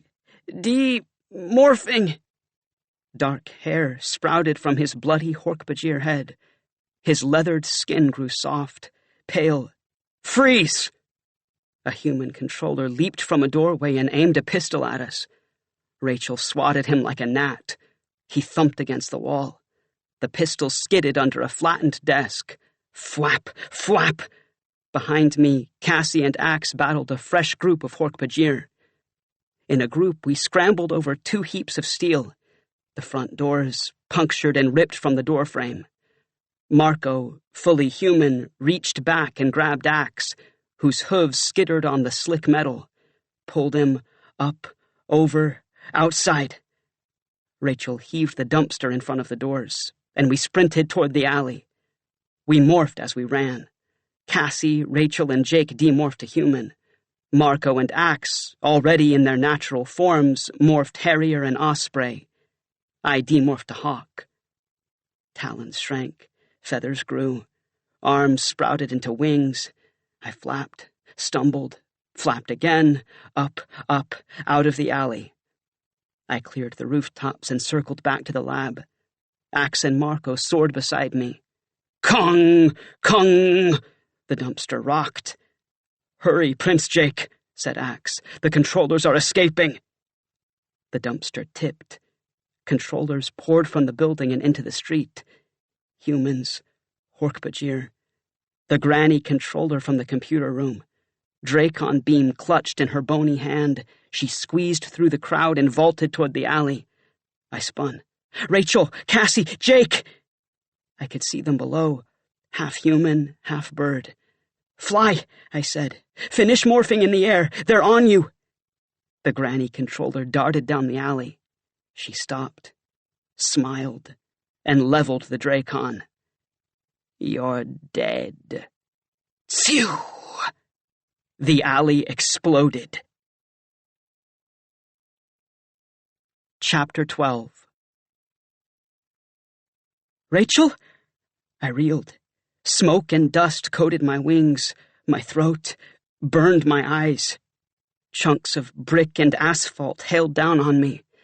Pigeons flocked in all directions, and behind me Marco and Axe circled the lab.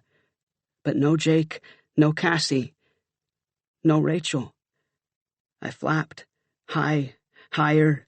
One of the buildings had caught fire. A pillar of black smoke poured into the sky. Kaboom! A second explosion. Ash and debris spewed into the air. "No! Tobias?" Rachel's voice. I whirled. An eagle, a falcon, and an osprey rose from the smoke. "Rachel, are you okay?" "Yeah, a little singed, but okay." "Cassie and I are okay too," Jake called. "Let's get out of here." We climbed toward the sky. Black smoke billowed out below, between us and the Yeerks. Police cars and fire trucks screamed toward the blast site. In a loose formation, we shot over downtown skyscrapers, then split up and took separate routes back to Cassie's barn. I circled the city, circled again. I knew where I wanted to go, but my wings would not fly me there. I was Tobias the bird boy, the Nothlit who devoured live mice and battled evil aliens. I'd stolen Yeerk spacecraft, raided Yeerk strongholds, and nearly gotten myself adopted by a Yeerk visser. I'd been stabbed and burned and mangled and tortured, and only moments ago got the crap beat out of me by Hork Bajir that should be working for the WWF. But I couldn't face my mother. Couldn't even face the roof of her house. You want pathetic? All those years with my aunt and uncle, no matter what they said about her, I knew my mother loved me. She wanted me, wanted to take care of me, but for some reason she couldn't. I invented reasons for her. Maybe she'd been wrongfully imprisoned by some tyrannical foreign government. Maybe she'd been shipwrecked on a deserted island. Maybe she'd been relocated in the Witness Protection Program. Maybe I'd been relocated in the Witness Protection Program. But not once, not one single time did I imagine she lived 8 blocks from me, that she passed my house every single day and kept going. I banked and headed for Cassie's. By the time I flapped into the hayloft, everyone else had arrived and demorphed. Cassie's dad had stacked hay bales high against one wall. Marco was sitting at the top. I perched on a rafter above him. He nodded at me, then leaned forward, elbows on his knees, and stared at the piece of hay in his hands. Rachel sat below him. Axe was helping Cassie change the doe's bandage. Jake paced outside the pen. And except for the scritch and thump of wounded animals, the barn was silent. I caught Axe's gaze. He gave me his mouthless andalite smile, warm and sad. Marco broke the silence. "I bet they're backing up their hard drive big time now," he said. It was a joke. Nobody laughed. Rachel shook her head. "We really blew it." "Not we," Jake said. "Me." Axe looked up from the dough. "Prince Jake, you cannot blame yourself. Even if we had succeeded, if we had erased the data, we would not have stopped Visser 1. He would continue to collect blood samples until he discovered another match. It was only a matter of time." "Time, yeah." Jake banged his fist into the side of the pen. Cassie and the doe jumped. "And we just ran out." Why didn't I think this through? No, I had to go for the surprise. In, out, before they know we're there. Yeah, that worked. If they didn't have samples of our morph blood before, they do now. We left our DNA all over their computer room. Man! He rubbed his hands over his face. What was I thinking? You were thinking the longer we waited, the more danger we'd be in. Cassie tore off a piece of adhesive tape. The more danger our families would be in. And you were right. Our families. Jake leaned against the pen. They're a bigger target now than before we raided the place. The Yeerks know we're onto them. Once they find a match. He looked up at me, his face twisted with guilt. Once they find a match, they'll move in. Cut off any chance our families have to escape. Silence. Then they must escape before the Yeerks find them. Axe. Rachel nodded. We get them out. Now. Can we do that to them? Cassie looked around the barn, at the animals, her dad's equipment, his small, steady handwriting on the medical charts. Can we take away their lives? They'll keep their lives, said Rachel. That's the point. They'll live. They'll just live somewhere else.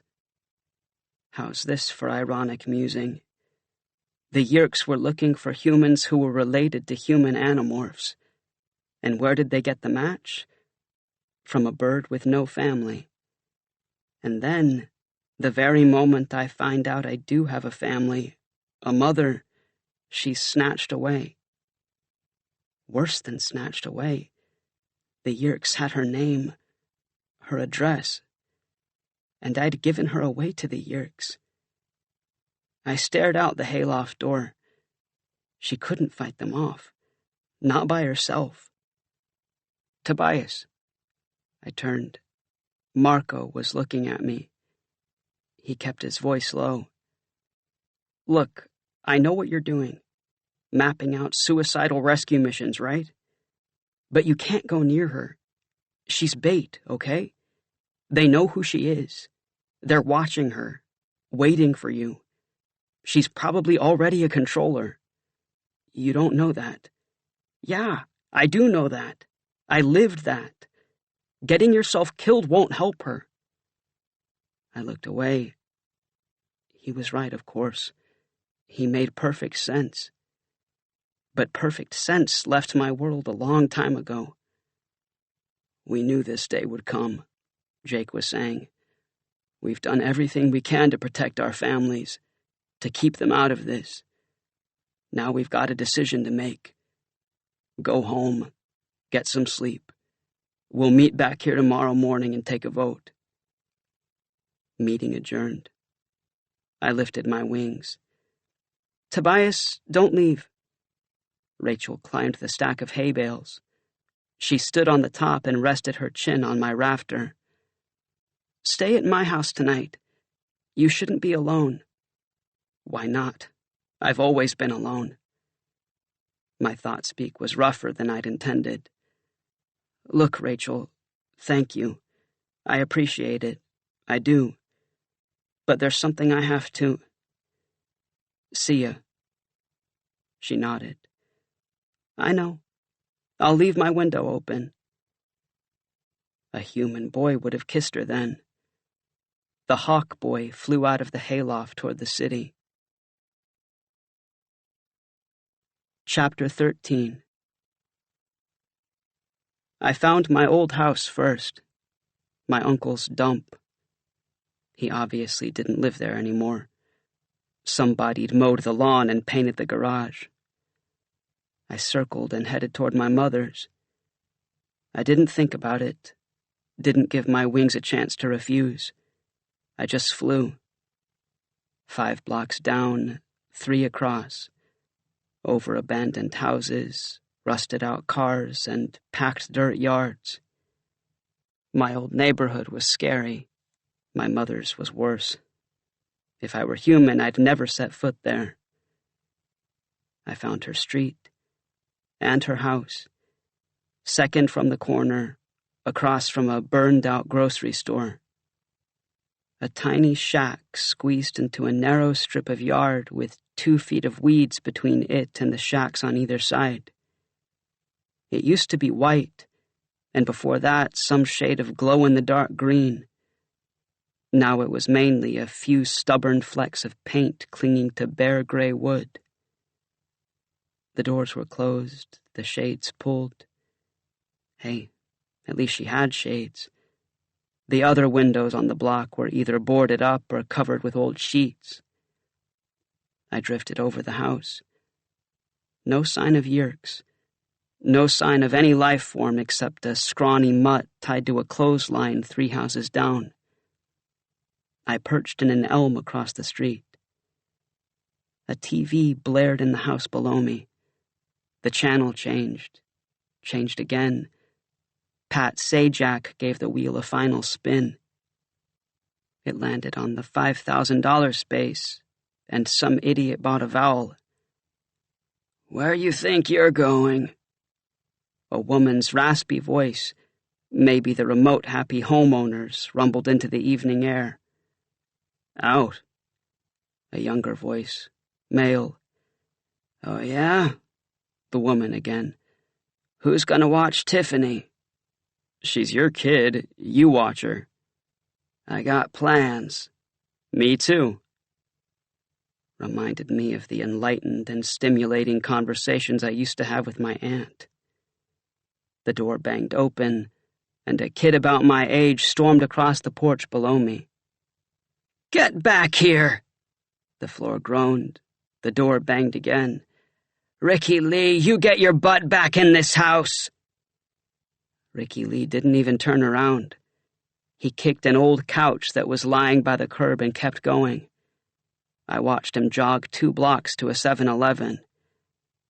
I focused on my mother's house. The setting sun threw purple shadows across the street. A lonely streetlight hummed to life at the corner. But Loren's house stayed dark. Was she home? Did she work on Saturday nights? Did she even live there anymore? I caught a breeze and circled above the street. Still no sign of Yeerks. I swooped low over her roof. Movement inside. Footsteps. Not heavy like a man's, and not hurried. Cautious almost. Steady. Then a clicking. Click, click, click. Click, click, click. A dog's toenails clicking against the floor. I listened. No other footsteps. Just one careful woman and a decent-sized dog. A chain jangled and the front door swung open.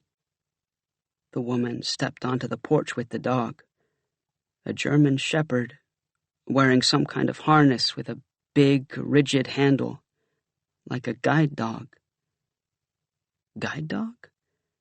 I stared at her. She fumbled with her keys, then turned and felt along the edge of the door. She slid the key into the lock and turned it, using her fingers as a guide. She never looked down. She was blind. My mother was blind. If she was my mother. Okay, so she had the same hair I had, and she was thin like me, and pale like me, and her long, straight nose looked just like mine. Didn't mean she was my mother. She could be anybody. A friend, a new tenant, a controller. The dog stood still, waiting. She leaned down and scratched his neck. "You're such a good boy, Champ." Her voice was soft, steady like her footsteps, and a little familiar. Familiar? Get a grip, Tobias. You do not remember her voice. Even if this is your mother, she left you, abandoned you, before you were old enough to remember anything about her. Her voice is not familiar. She straightened up. "Forward," she told Champ. They stepped off the porch. The woman gripped the handle of the harness in one hand. Champ trotted by her side. They reached the sidewalk. "Left," she said. They turned. And that's when I saw them, the scars. Deep gashes running from the top of her skull to the corner of her mouth. Her right eye twisted downward. Her right ear was a mangled stub. Her hair grew in straggly clumps between the ridges. She reached the corner and stopped. Champ halted when she did. She waited. Then, "Forward." They stepped off the curb and crossed the street. The woman never stumbled or hesitated. The dog never left her side. I followed them for 6 dark blocks, past the 7-Eleven, past boarded-up houses and vacant lots. They slowed in front of an old brick church, St. Anne's, according to the wooden sign over the door. They turned into a dark passageway beside the church and went down a flight of steps leading to the basement. The door at the bottom was propped open by a cement block. They disappeared inside. I couldn't exactly hurtle in after them, not in hawk form. I flew to the steeple, morphed fly, and buzzed down the stairway. Light and noise hit me as I entered the basement. Phones rang. Dozens of people sat around long tables, all talking at once. My fly senses zeroed in on the scent of mildew, coffee, sweaty armpits. Dog. I buzzed toward the dog smell. Champ was lying on the floor at the end of one of the tables. He eyed me, but didn't move. His owner sat next to him, less than a foot from me. I could smell her shampoo. A phone rang. I heard a click. "St. Anne's Crisis Center." Her soft, steady voice. "This is Loren. How can I help?" "Loren." She said Loren. I heard her say Loren. My fly wings nearly stalled out. I landed on the table beside her, beside Loren. My mother. "Take all the time you need," she was saying. "That's what I'm here for." And she was manning phones at a crisis center. She was poor, alone, maimed, and blind, and she volunteered at a crisis center. "Are you feeling better now?" she asked. "Good. I'll be here till midnight if you need to talk some more." Whoosh! My fly reflexes hurled me forward. Thwack! A slab of plastic smacked against the table behind me. A fly swatter. I shot toward a crack in the ceiling. "Dang, missed," a man's voice. "Flies sure are thick tonight." "Oh, don't be so hard on them," Loren's voice, warm, laughing. "They're God's creatures too, you know." I inched from my hiding place. Who was this woman? She cared about people in crisis. She cared about her dog. She apparently cared about pesky flies in a church basement. But she didn't care enough about her son to walk 8 blocks for a visit. I buzzed out of the basement and into the night.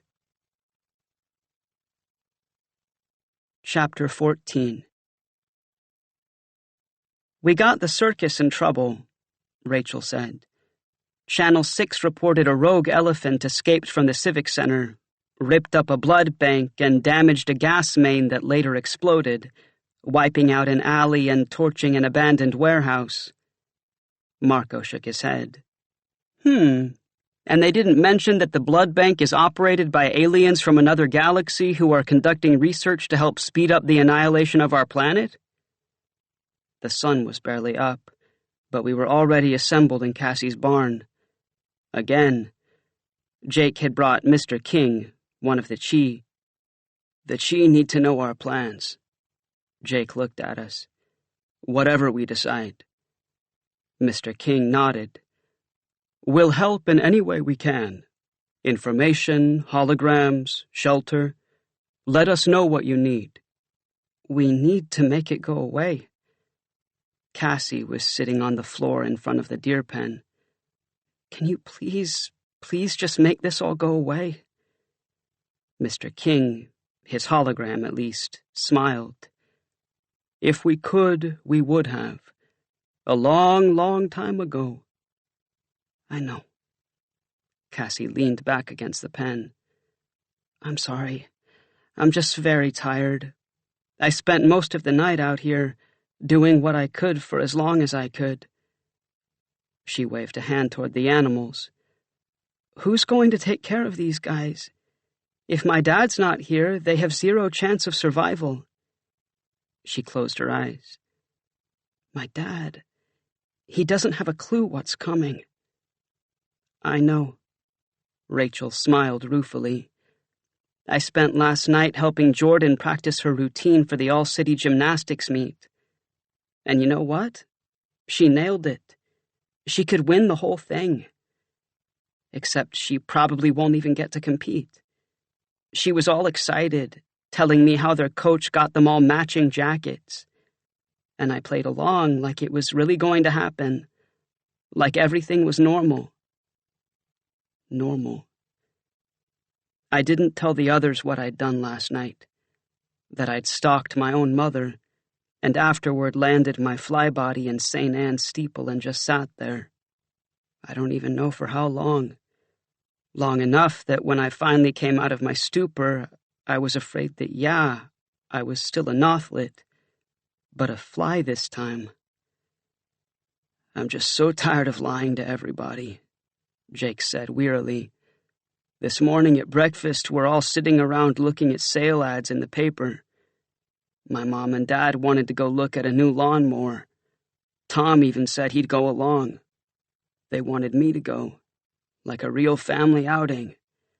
But I made up a story about having to help Cassie's dad here at the farm.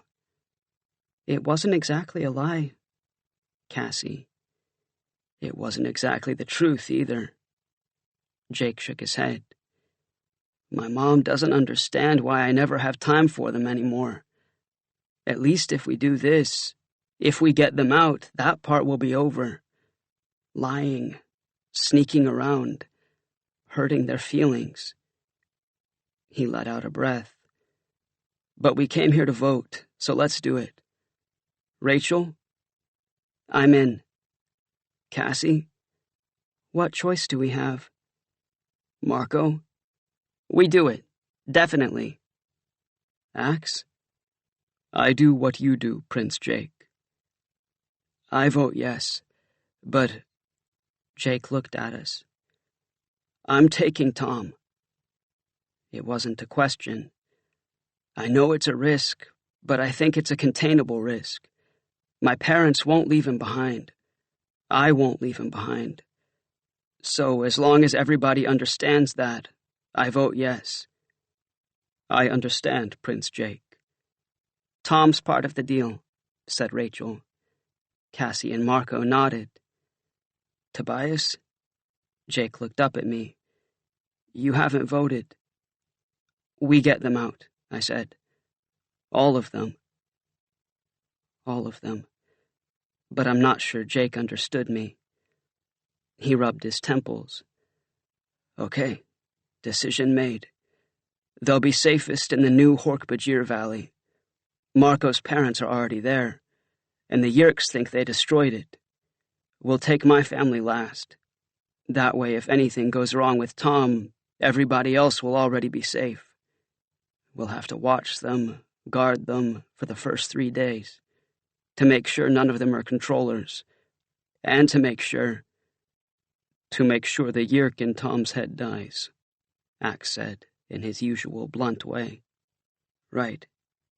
Jake nodded. We'll all be living with the Hork-Bajir too. We can't stay down here in the city. Too dangerous. The Yeerks would be all over us. So, we pack our toothbrushes and run. No, Rachel. We retreat, Jake answered. A tactical retreat. Save the army. Live to fight another day. But a toothbrush would be good. And extra deodorant. We'll be out there a while." "The Yeerks have probably already mobilized," said Mr. King. "I suggest you begin the evacuation soon." "How about now?" Cassie stood and brushed the hay from her jeans. "My parents are both home, which almost never happens. Let's do it." Chapter 15. Cassie eased open the barn door. Her mom was on the porch, drinking coffee and reading the Sunday paper. "My parents are scientists," Cassie said quietly. "They believe in logic and reason, backed by hard evidence. We have to show them proof and explain it all rationally, or they'll never buy it." Mr. King created a hologram of Cassie's porch, barn, and yard. To anyone outside the hologram, driving by, flying overhead, lurking in the bushes, it looked like Cassie's mom was still sitting alone at the porch table, absorbed in world news. Inside the hologram, I flew across the yard and landed next to her coffee cup. She didn't look up. Clink, clink. I tapped my beak on the cup. She peered over the top of her paper. "My, aren't you a friendly hawk?"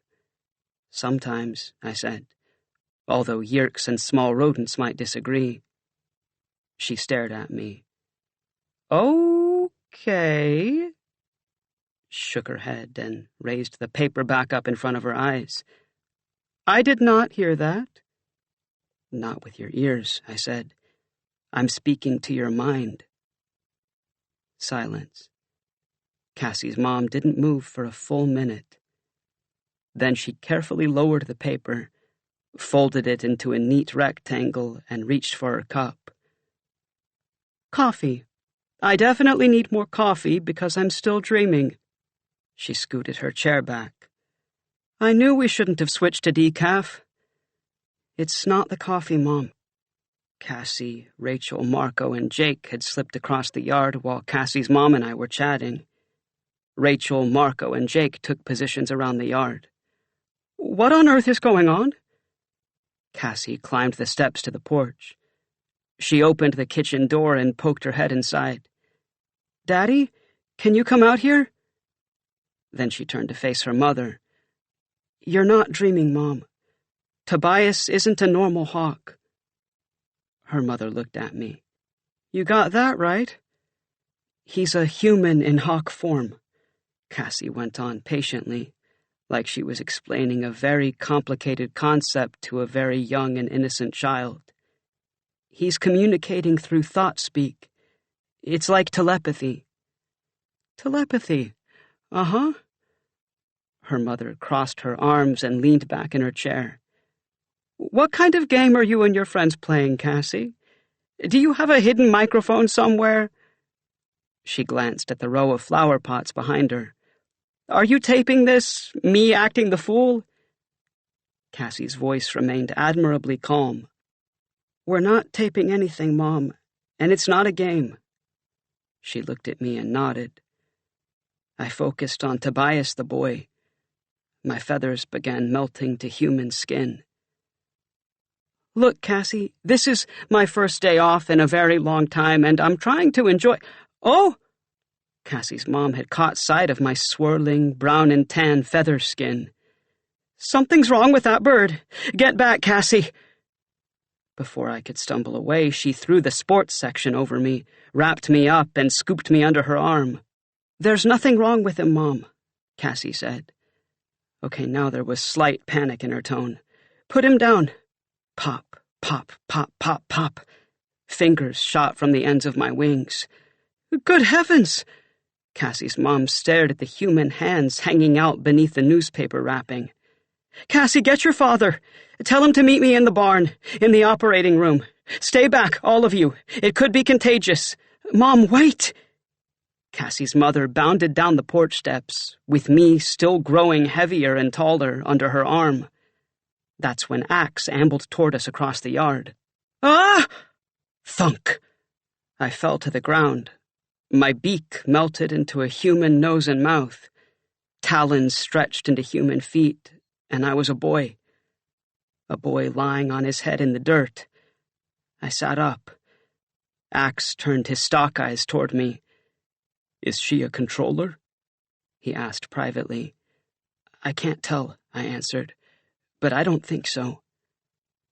Cassie's mom slowly backed up the steps, her arms held out to her sides, barring Cassie from coming down from the porch.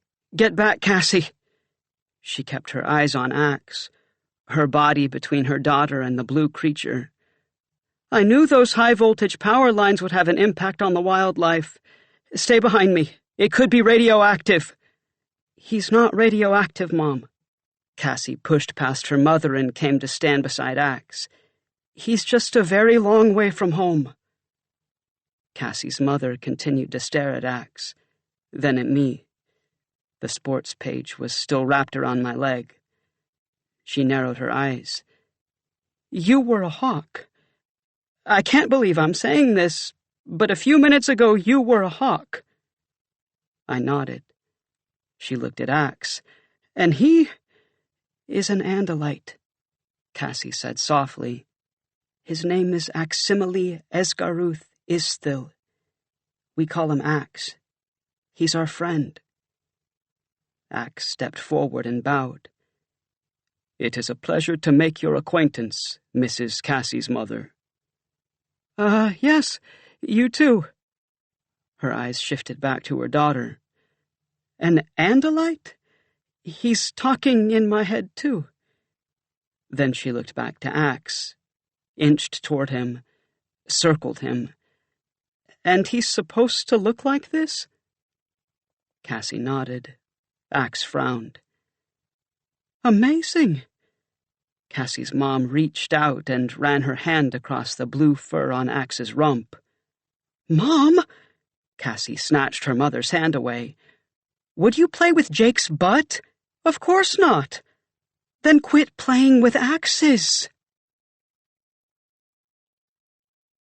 Chapter 16.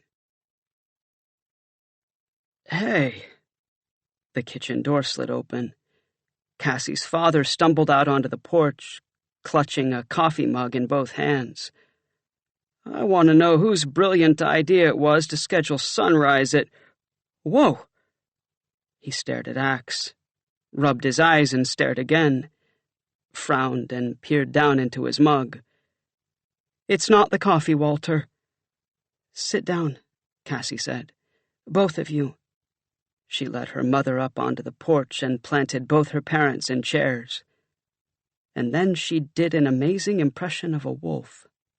Her skin sprouted thick gray fur. Ears shifted upward and elongated. Her small Cassie nose shot out into a wolf's sensitive snout. And her parents watched, stunned. "I'm okay." Cassie dropped to all fours. "I'm still me. But for a while, I'm also a wolf." As she finished the morph, she told them about the Yeerks, about Visser 1 and Elfingor, about Marco's parents, and Tom. She explained morphing technology and our battle to save Earth. And then she morphed back. Her mother scooped her into her lap. "Baby, oh my baby." She stroked Cassie's hair and kissed her face, over and over. Her father wrapped his arms around them both. "Why didn't you tell us, Cassie? We could have helped." "I wanted to keep you safe, for as long as possible." Cassie shook her head. "But I can't anymore. The Yeerks are closing in. We have to leave. You, me, all of us. Now." "Now?" Her mother held Cassie's face between her hands. "Baby, I can't just leave my job, my house, and go running off to who knows where. I have responsibilities." "No, Mom, you don't. You only have your life and your family. And if you stay here, you'll lose them both." Cassie turned to her father. "Daddy, you believe me, don't you? I believe you, Cassie, but your mother's right. We can't just leave. Too many people, too many animals depend on us. No, Cassie repeated firmly. Not anymore. You don't understand. Perhaps I can help. Mr. King seemed suddenly to appear. He'd dropped his human hologram and stood before us in his true metal and ivory, vaguely canine android form. Good Lord! Cassie's mom put her hand to her head. What else is stashed in our barn? Mr. King maintained the large hologram of Cassie's yard and barn, but inside it he projected another hologram, one only those of us on the porch could see. A 3D movie of one of our old battles. Images flashed. Cassie in wolf morph, mangled and bleeding. A human controller, a cop firing on her. Cassie jerking, falling, lying in a bloody, lifeless heap. The images stopped. For a moment there was silence. Then Cassie's dad spoke. We need to leave, he said. Now. His wife nodded. We waited while the family prepared to leave. Cassie's dad dragged their camping equipment from the garage. Her mom packed some suitcases. Cassie threw her things in her backpack. Before she slid the backpack in the family's truck, she pulled something out so we could see. It looked like one of those square picture frame paperweight things. The morphing cube. Its blue surface hidden by photos. Then we helped Cassie's dad load the smaller animal cages into the truck. Cassie fed the doe, then stood by the pen, stroking the deer's neck. I don't know what to do. She's too big to take with us, and I can't come back here to take care of her. Don't worry. Mr. King lifted an opossum cage and headed toward the truck. Cassie reluctantly followed. I was Louis Pasteur's lab assistant in a former incarnation. I was actually the one who suggested heat as a way to kill bacteria. I'll look in on the doe, feed her, change her bandages, and when she's able, I'll lead her to safety. Thank you. Cassie squeezed his android hand and slid into the cab of the truck with her parents. Marco morphed gorilla and leaped into the back. He hunkered down between the opossum cage and a pile of lawn chairs.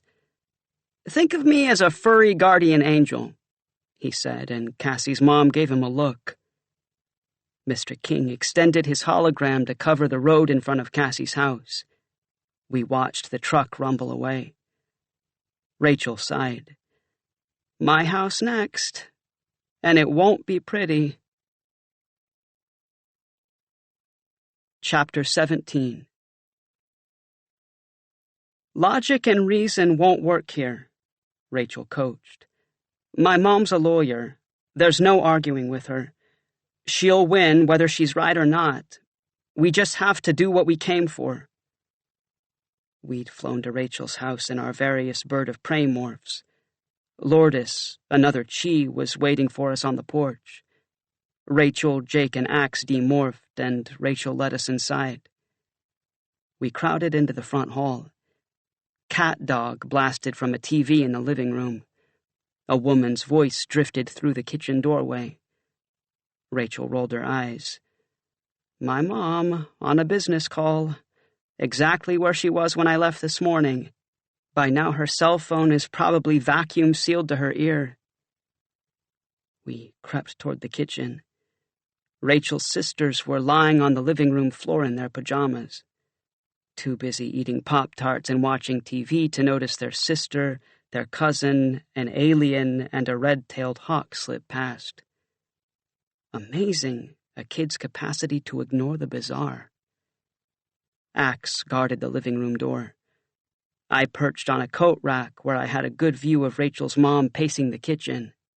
Rachel and Jake tiptoed upstairs. They returned a few minutes later carrying 3 suitcases and a Barbie overnight bag. Rachel morphed Grizzly. Jake crossed through the kitchen and positioned himself in front of the sliding glass doors. We've rescheduled this deposition twice. Rachel's mom spat into the phone. We're not doing it again. She looked up, saw Jake, and frowned. Where's Rachel? She mouthed. Jake pointed toward the hall. Rachel's mom nodded, turned and paced the other way. Look, Harold, my client has been... It doesn't matter. No! We're going ahead with it tomorrow as planned. She slammed the phone shut and rubbed her temples. Rachel lumbered into the kitchen. I flew in behind her and landed on top of the refrigerator. You probably should have let them reschedule, Mom. Tomorrow isn't going to be good for you. Her mother whirled, backed up until she hit the wall. What? Rachel, where are you? Jake, run! Go around front and get Sarah and Jordan. Girls, get out of the house! Sarah and Jordan are fine, Aunt Naomi, Jake said in his talking to psycho relative's voice. And so are you. Axe? He raised his voice, but kept it calm. Can you make sure Rachel's sisters don't go anywhere? Little girl giggles erupted from the living room. I have already made sure, Prince Jake. They think I am a Pokemon. I have told them I am an andalite and am actually quite swift, but they insist they need to train me. Axe clopped into the kitchen with Sarah on his back. Jordan paced along behind. My babies! Leave them alone! Rachel's mom reached behind her and ripped a spice rack from the wall, and lunged at Rachel. Yes, lunged at a grizzly bear, with a spice rack. I was amazed. Cassie's mom had done the same thing, thrown her own body between her child and what she believed was a mutant radioactive deer. This is what mothers did. This is how they acted. They put themselves in danger to save their kids. Oh, right, Mom. Rachel held her mother back with one paw. You're really going to do some damage with the bay leaves? Rachel, I hear you. Her mother collapsed against the bear, pressed her ear against Rachel's grisly belly. Are you in there? My God, this creature ate you alive. Oh, brother. Rachel rolled her squinty bear eyes. Mom, listen to me. I'm not in the bear. I am the bear. Get a grip. You have to drive. She heaved her mother over her shoulder. Jordan, grab Mom's purse. Jordan nodded and snatched a huge leather bag from the kitchen counter. Like I said before, it's amazing, a kid's capacity to accept the bizarre. Rachel bounded across the kitchen and ripped open the door to the garage. Axe herded Jordan and Sarah out after her. Jake gathered their suitcases and followed. I brought up the rear. Rachel dumped her mom onto the driver's seat. Her sisters scrambled into the back. Just relax, everyone. Rachel, still in grizzly morph, squeezed into the front passenger seat. There was some damage. I'll explain as we go. We all need a vacation, and I have a feeling this is going to be a long one. How long? Jordan frowned. We have to call Daddy. How will he find us? Rachel didn't answer for a moment. Then, in gentle thought-speak, gentle for Rachel, she said, Don't worry about Daddy. I'll tell him. He'll find us. I promise. She punched the remote, and the garage door rumbled open. I've got this one covered, she told Jake. You need Axe and Tobias with you. She turned to her mother. Let's do it. Her mom started the car, threw it in reverse, and screeched out of the garage. I think she was very ticked. At the end of the drive, the car spun. Then it lurched forward and they sped away. Lourdes's hologram masked their exit. We watched to make sure no one followed them. Then Jake and Axe morphed wings and we flew to the next house. Jake's. And Tom's. Chapter 18. We take Tom first, Jake said. No explanation, no discussion, just grab him. Give him 0 time to react. It shouldn't be hard. He can't fight all three of us. Once we have Tom, my parents will come willingly. They won't let us kidnap Tom without them." Of course they wouldn't. They'd risk anything to save him. That's what parents did. We circled above Jake's house. A hawk, a harrier, and a falcon, looking for signs of alien activity. Jake was focused, the way he always is. Serious, determined. All the normal Jake stuff, maybe edged up a notch or two. But he also seemed, I don't know, fearless, defiant. His turns were a little sharper, his dives a little steeper, almost like a fighter pilot, almost like Rachel. I watched him sweep over his neighborhood, spin, and plummet toward his house. Yeah, we were taking his parents, forcing them to leave everything they knew, everything they loved. But we were also taking Tom, and it was the moment Jake had been waiting for since this war began. The moment when he would liberate his brother from the Yeerks. The moment Jake would finally set the real Tom free. We landed behind a row of shrubs. Eric was waiting for us. "Nobody's home," he told us.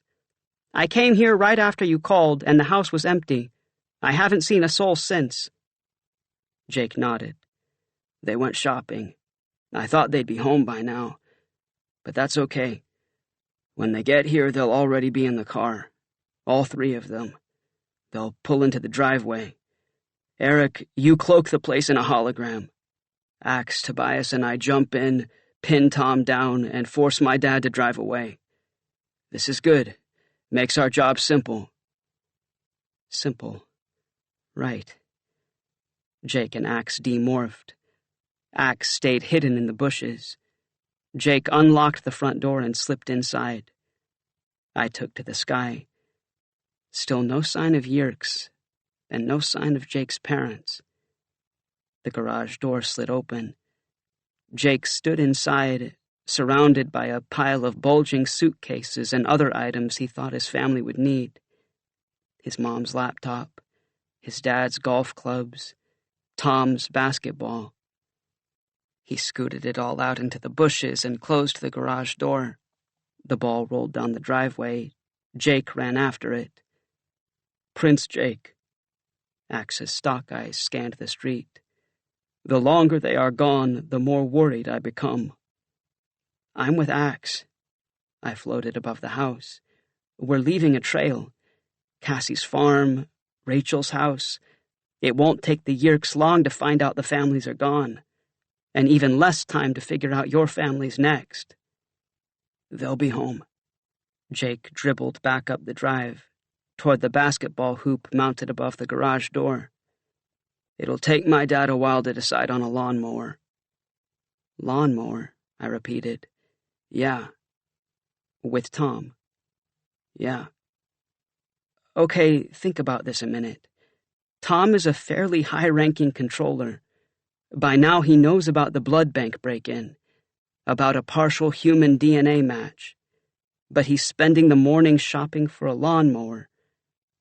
Does that strike you as odd?" "No." Jake faked left, broke right, charged the basket. "Lawnmowers are on sale. They went to look at them. Perfectly normal." He shot. A family looking at lawnmowers. Swish, through the net. Jake loped toward the garage and grabbed the rebound. Nothing odd about it. I climbed higher, scanned the grid of streets. Below me, I heard the steady thump of the basketball bouncing against the garage door. "Do you see them?" Eric asked. "No," I said. "Nothing." The thump. "Prince Jake?" Axe again. "Tom is infested with a ruthless, power-hungry Yeerk. And your parents—" "I know, Axe." Jake slammed the basketball against the garage door. "I know. My parents aren't safe with him. He tried to infest my dad with a Yeerk. He tried to kill him. Tom the controller had tried to kill his own father. The thump, the thump. Movement. A flash of silver in the distance. I circled. I see them. 3 blocks away, headed for your house. The thumping stopped. All of them? Is Tom still with them? My mom, my dad, are they okay?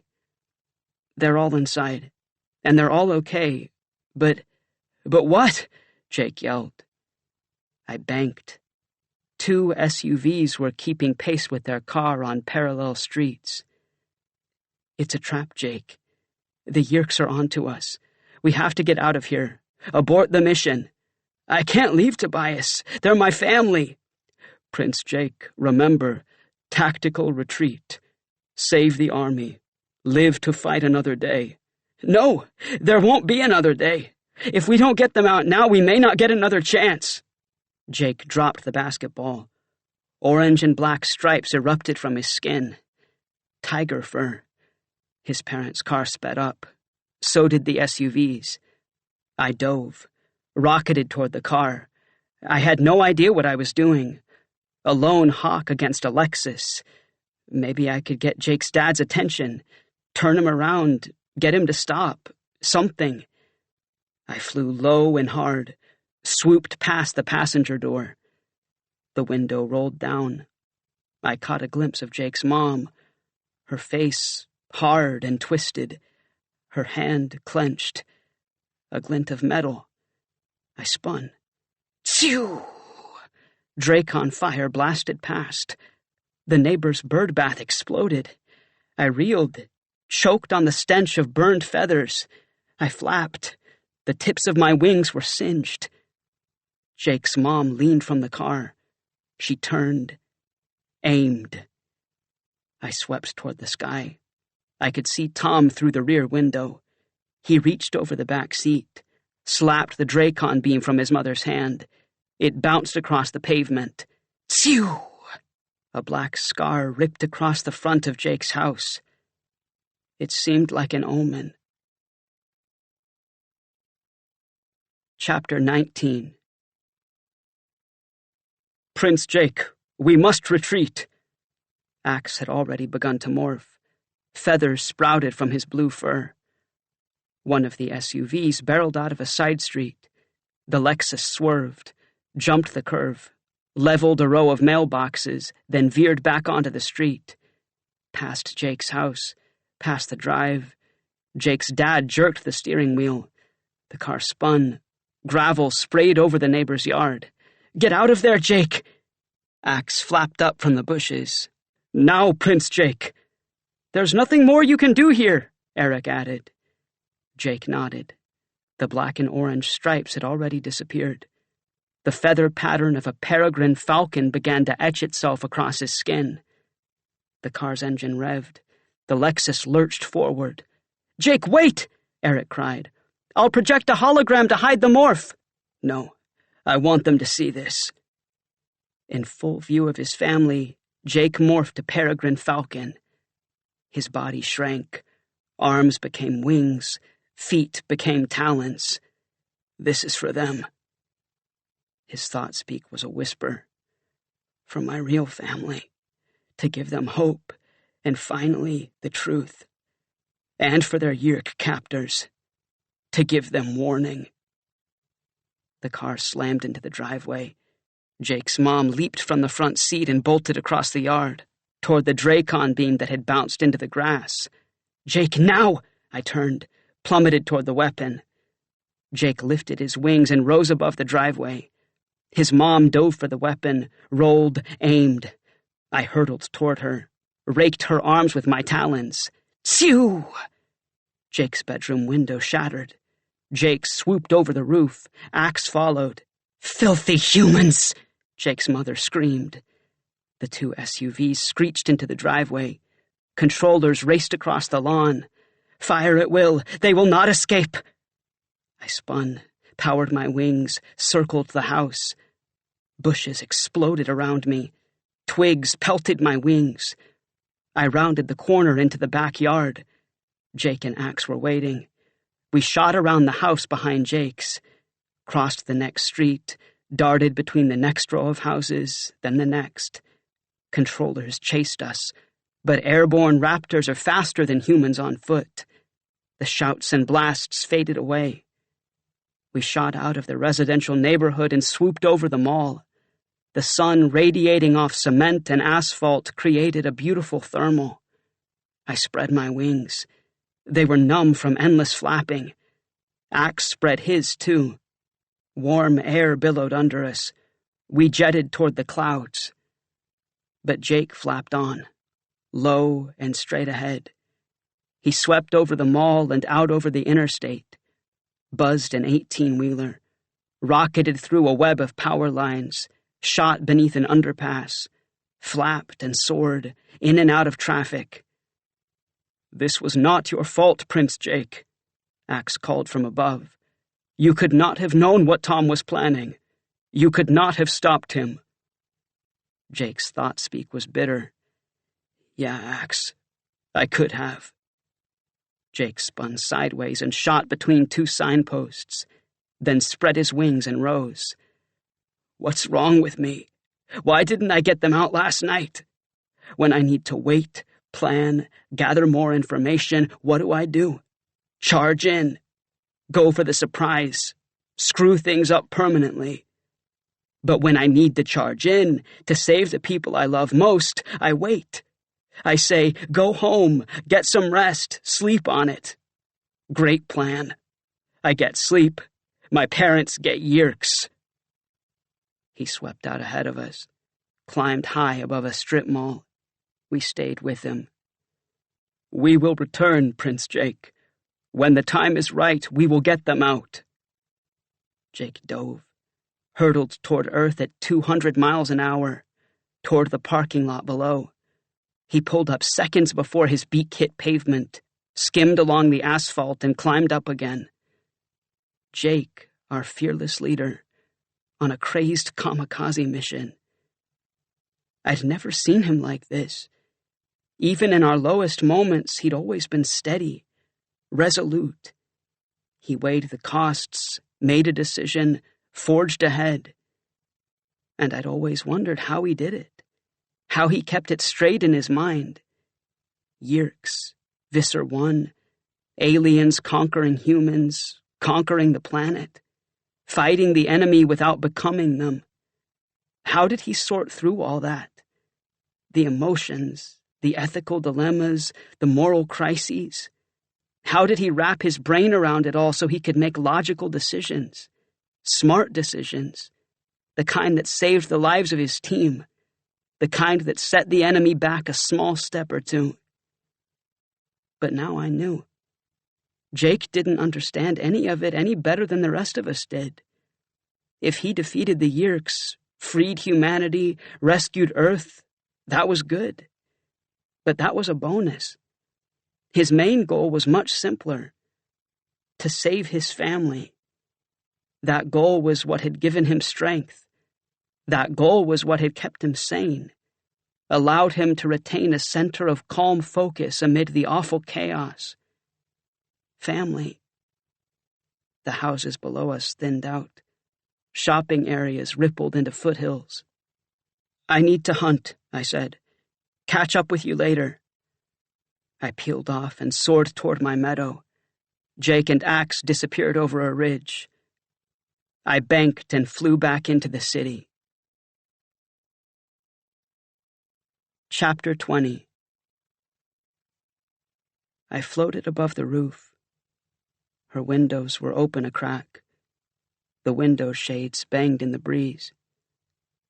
Noises drifted out. Her footsteps, her voice. "Hungry, boy? There you go, my big sweetheart." Paper rustled like a bag opening, then a muffled clatter. Dog food tumbling into a dish. Toenails skittered across the floor.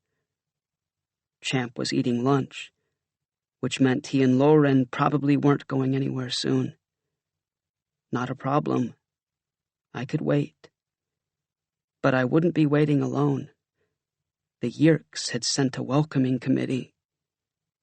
A bag lady pushed her cart along the sidewalk in front of Lauren's house. She reached the corner, turned around, and pushed it back. An old van sat across the street, in the vacant lot between Ricky Lee's house and the boarded-up grocery store. It was wrapped in vines and cobwebs, and nearly swallowed by weeds, as if it had been abandoned in that spot years ago. But it hadn't been there yesterday.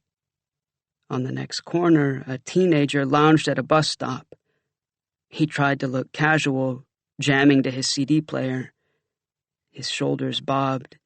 His size 13 Reeboks thumped against the concrete. But his eyes were fixed on Lauren's house. A bus pulled up, pulled away. The kid didn't budge.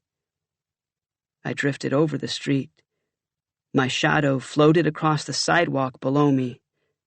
The bag lady stared at it, glanced up, watched me for just a moment too long. Her gaze flicked to the abandoned van. She mumbled something into her shopping cart. My hawk ears picked up bits of it. Above the house, can't tell, don't want to draw attention, wait, see if it. I soared down the street, away from Lauren's house. I swooped and glided in complete view of the bag lady and the van and the kid at the bus stop, just like a normal hawk on a sunny afternoon. I swept over a billboard 3 blocks away and dropped down behind it, out of sight. I waited. Nothing. I skimmed along the sidewalk, circled the neighborhood, and approached Ricky Lee's house from behind. I perched on a fence post by the alley. Still nothing. I soared across the backyard, careful to stay out of sight of the van, and flapped up onto the roof. I stayed just below the roof line on the backyard side, hidden between the chimney and a TV antenna. Ricky Lee was home, watching a Brady Bunch marathon on Nickelodeon.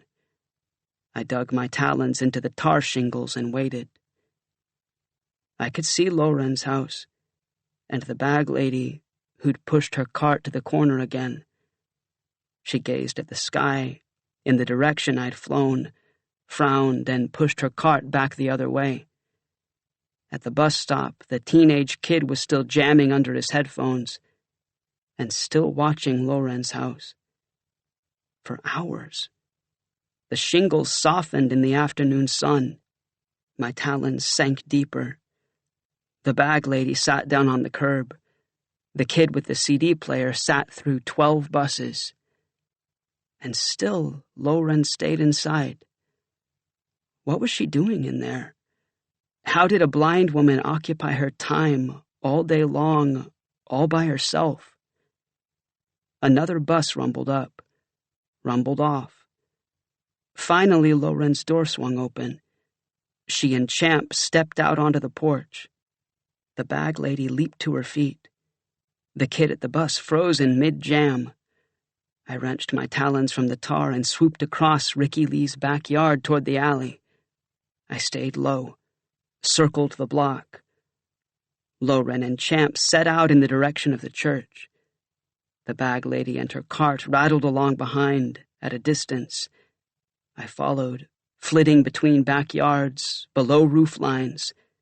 They crossed the street. "The dog, man! The dog's your ticket!" Marco's thought speak. I banked. An osprey and a northern harrier jetted up behind me. Marco and Axe. "What are you guys doing here?" "Protecting an endangered species," Marco replied. "You." "Prince Jake sent us. He thought you might need help. I remembered the address."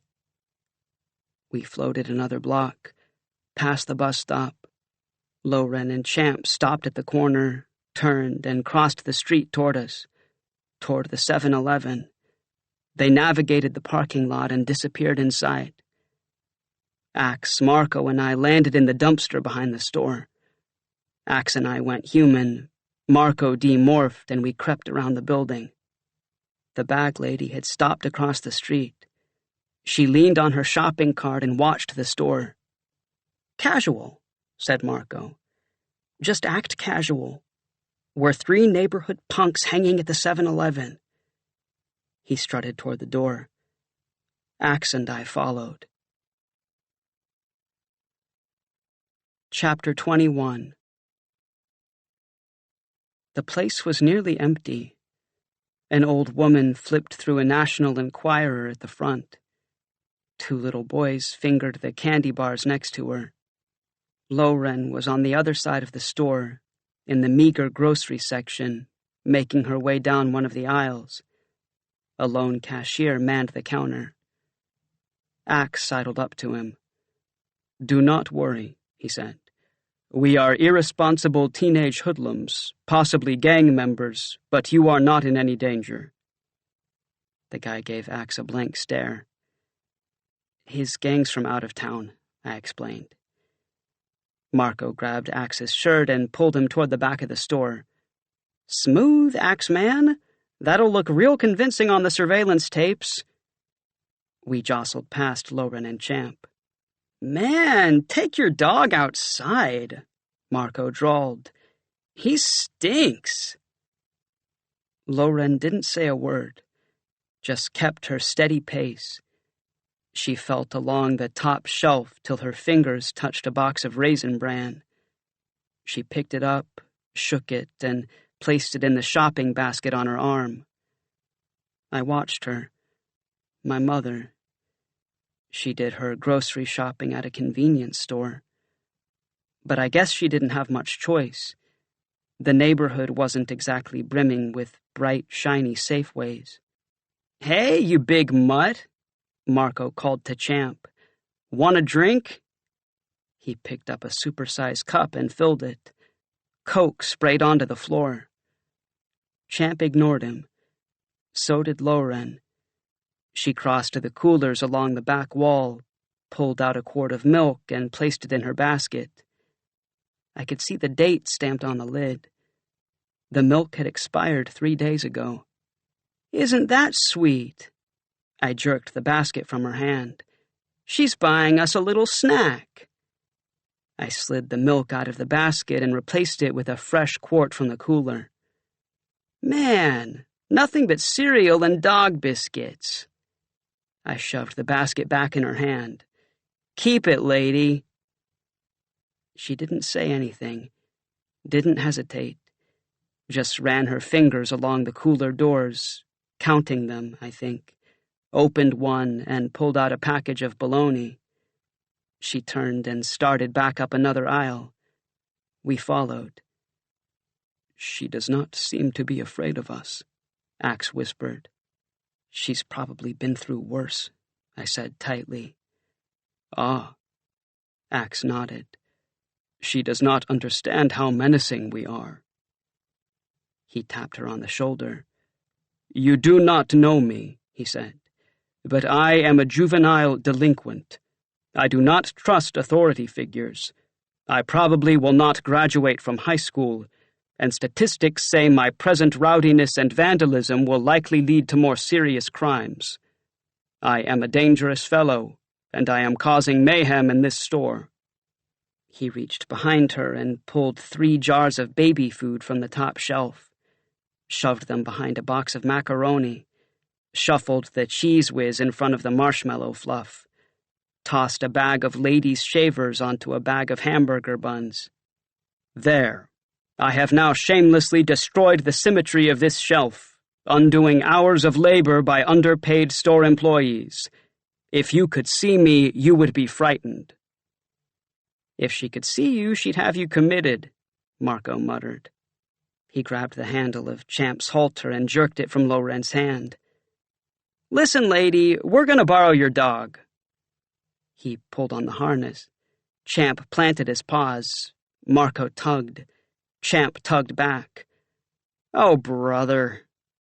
Marco placed his hand on Champ's head. Immediately, Champ relaxed. His alert brown eyes dimmed. His shoulders sagged. The dog had fallen into the acquiring trance. Marco kept his hand on Champ's head and pulled on the harness. Champ meekly stepped toward him. "Don't go anywhere," Marco told Loren. And don't call the cops or Fido here gets it. He led Champ through a door marked personnel only. Axe and I followed. It was a storage room. A door at the back led to the alley. Don't call the cops or Fido here gets it? I looked at Marco. Maybe you shouldn't watch so much Nick at Night. Hey, it worked, didn't it? Marco scratched Champ's neck. We've got the dog, and your mom's not calling 911. Demorph already. He's not going to stay this calm forever. I demorphed and flapped onto Champ's back. He was starting to come out of the trance. He whined and tried to pull away from Marco. I sank my talons into his fur. His head drooped again. I absorbed his DNA, swooped to the floor, and focused on Champ. My beak stretched into a snout. The tip softened to form a wet, black nose. 42 teeth erupted from my jaws. Shoop! My tail shot out, long, thin, and naked. The feathers on my head darkened, dissolved, and spiked into dog hair. It covered my body in a wave, down my back, across my wings, to the tip of my curved tail. I wagged it. I was a dog on both ends, a hawk-sized dog, but still a bird in the middle. A bird covered in coarse black fur. Ew! Marco. Nightmare on Sesame Street? Yip! I sounded like a chihuahua. My body bulged out and up. The concrete floor receded below me. Internal organs gurgled and crunched, shifted and reformed. My legs shot up. Wings shot out, thickened, realigned. Hollow bones solidified. I thumped down onto 4 big, steady paws. I was a German shepherd, with shepherd senses. The eyes were okay, not as sharp as my hawk eyes, and I couldn't see much color. But the ears! I could hear coins jingling out at the cash register, a faint breeze whistling across the roof. And I could smell everything. Mice, yes. Dust. The dumpster out back. Curdled milk not quite masked by bleach water. You think a broom handle doesn't have a scent? It does. A little woodsy, a little musty, topped with a delicious bouquet of hand perspiration from every employee who'd ever swept the store. And Marco's bare feet, spicy and pungent. And was that... Sniff, sniff. Had Marco stepped in... Sniff. Yes, horse poop. Not recently. Probably several hours ago, at Cassie's barn. But definitely horse. I was Champ. I had responsibilities. I was steadfast, noble. I stood at attention while Marco strapped Champ's harness onto my back. He found a bungee cord and looped it around the real Champ's neck. Champ raised his head and blinked. He was coming out of the stupor. How are we going to keep him quiet? Marco hissed. He's a smart dog. He'll be on a mission to get back to his master. We can't keep acquiring him over and over. Axe slid a box from behind his back. I am truly a juvenile delinquent. I shoplifted these from your mother's basket, Tobias. I apologize. Dog biscuits. Champ's tail wagged.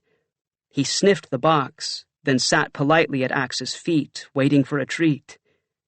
I started to salivate myself. Axeman, you're brilliant. Axe gave Champ a biscuit.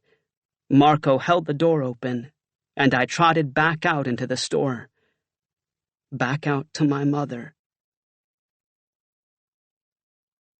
Chapter 22. If you're ever blind, you do not want me as your guide dog.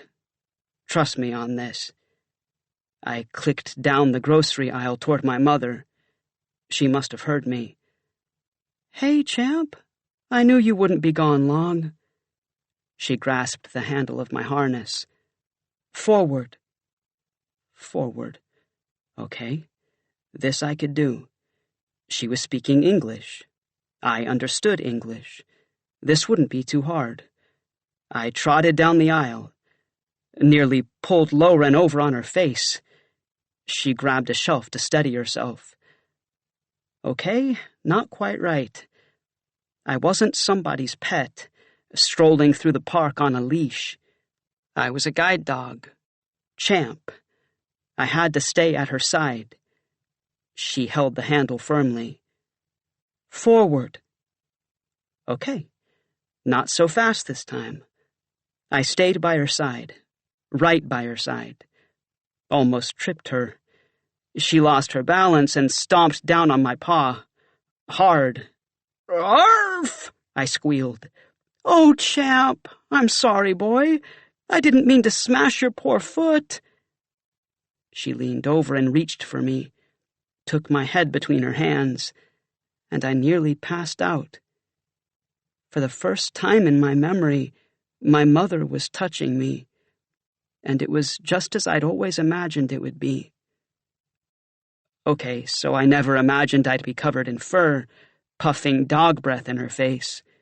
And the 7-Eleven wasn't part of the deal either. In my fantasy, it was always nighttime, and she was tucking me into my race car bed. Yeah, I always wanted one of those red plastic race car beds. Seriously uncool, I know. Shoot me. But I always imagined her holding my face in her hands, just like she was doing now. And then, in my imagination, she'd pull me close and kiss my nose. Which is exactly what she did. Lauren pulled my face to hers and planted a soft kiss on the tip of my rough black nose. My dog body trembled. A soft whine bubbled up from my throat. Those guys really shook you up, didn't they, boy? She hugged my neck. It's okay now. They're gone. I barely breathed. My mother was reassuring me, loving me. Yeah, I know. She wasn't really loving me. She was loving her guide dog. But I was the one standing there. I pushed all thoughts of the real Champ to the back of my mind and just let her pet me. Let her soft voice float through me.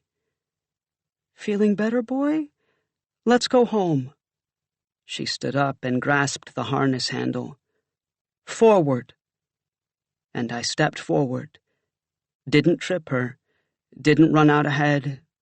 I stayed at her side. Led her to the cash register. Led her home. The bag lady tailed us, of course. We passed the kid at the bus stop and the broken-down van, but nobody seemed to notice anything new. We climbed Lauren's front steps and entered the house. Lauren's house. I'm not sure what I expected, but what I got was nothing. No pictures on the wall. No mementos or souvenirs.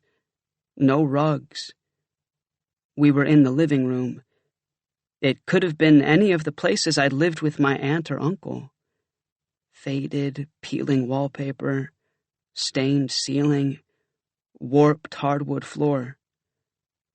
The difference was that this room was clean. No newspapers and beer cans strewn over the floor. No laundry baskets spilling underwear onto the couch. No dirty dishes stacked on the tables. Everything was neat, in its place.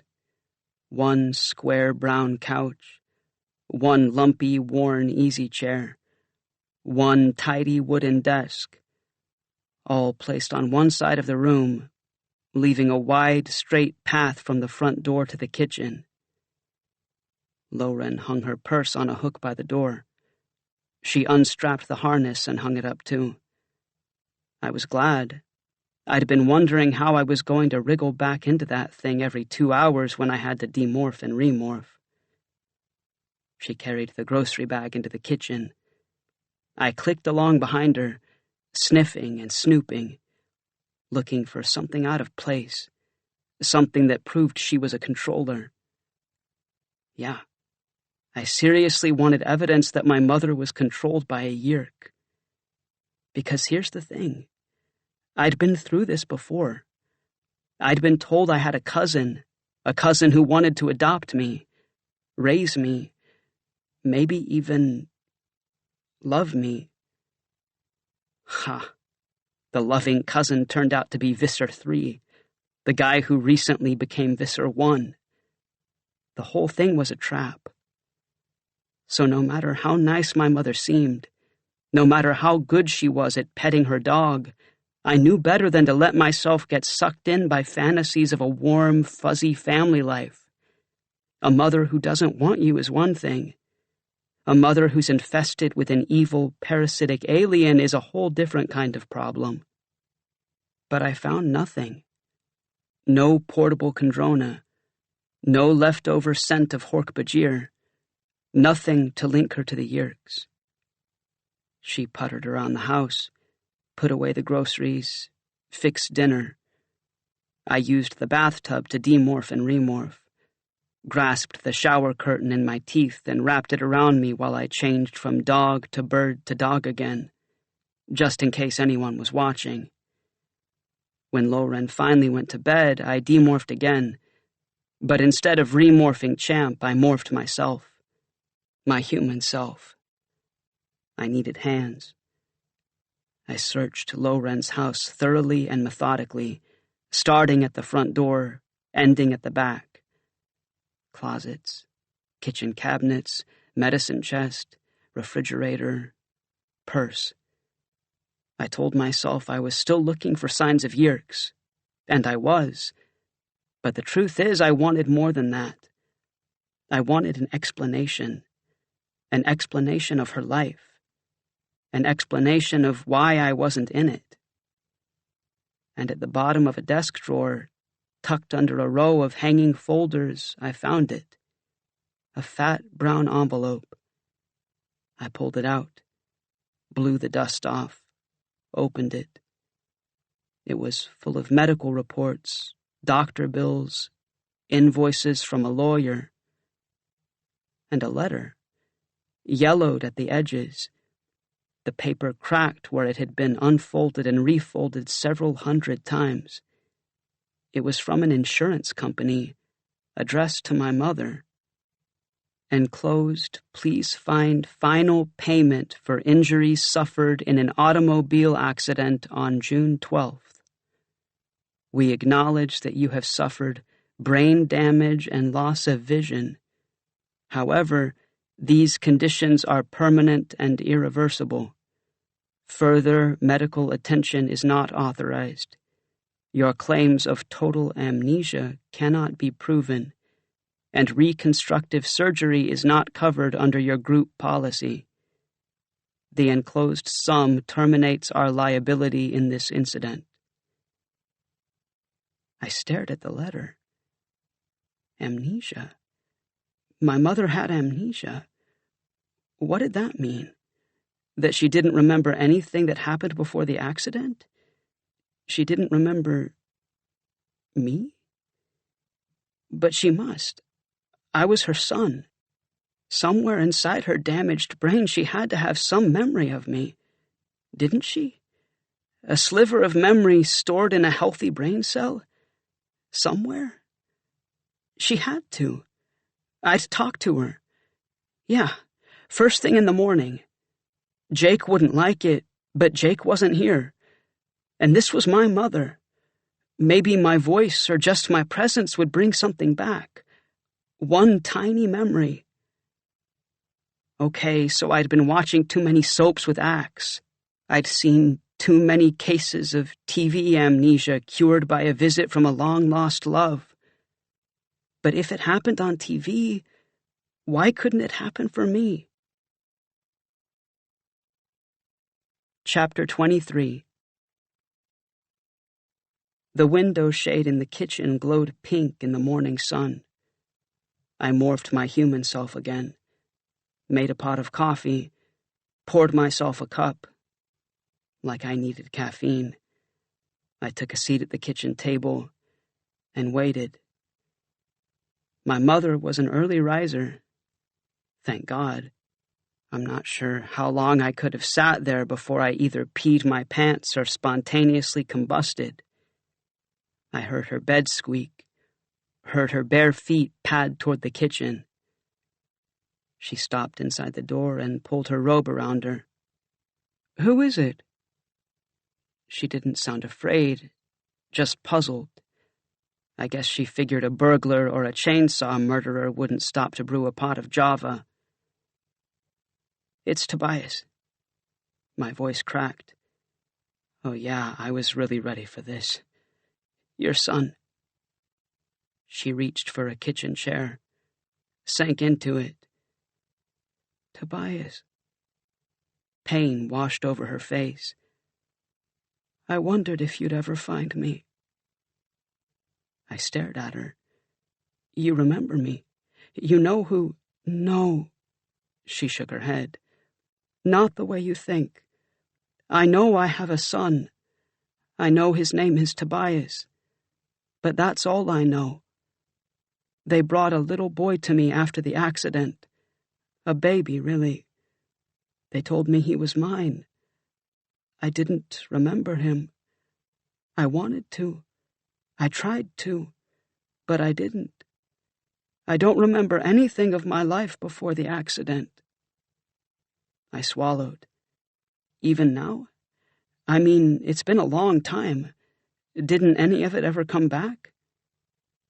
She frowned, sat silently for a long moment.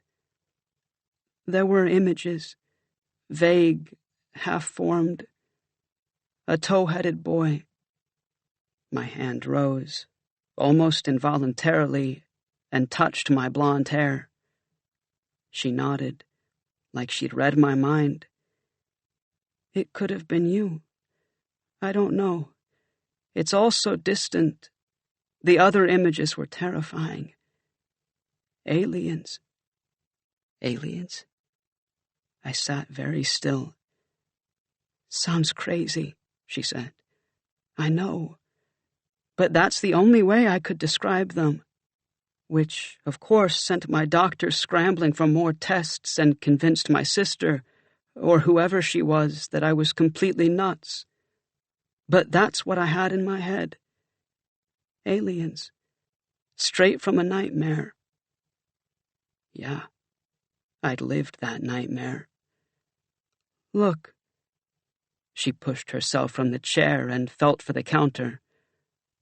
"I think I know why you're here. You think I abandoned you. And I guess in a way I did." She pulled a cup from the cabinet and filled it with coffee. "But I couldn't raise a little boy alone. I was blind, permanently, facing years of physical therapy. You needed someone who could take care of you, someone who at least remembered you." I needed a mother. My voice echoed through the kitchen. I wanted to catch it and pull it back into my throat. But it was too late. It was already out there, hanging. Loren stirred her coffee. Her spoon clanked against the cup. She sat back down at the table. "When I lost my memory," she said, "I didn't just forget the people I'd known and the things I'd done. I lost things that were much more basic, like brushing my teeth. Somebody had to teach me how to brush my teeth. But first they had to explain what a tooth was. I had no idea what these little hard things in my mouth were called." She let out a breath.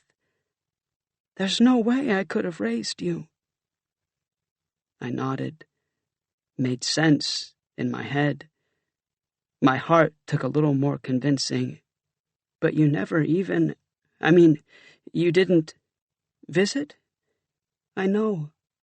I was in the hospital for a long time. When I got out, I didn't know where you were. They sent you to stay with my sister, but I didn't know her address. I didn't even know her last name. The hospital didn't have it on file. Maybe I could have tried harder.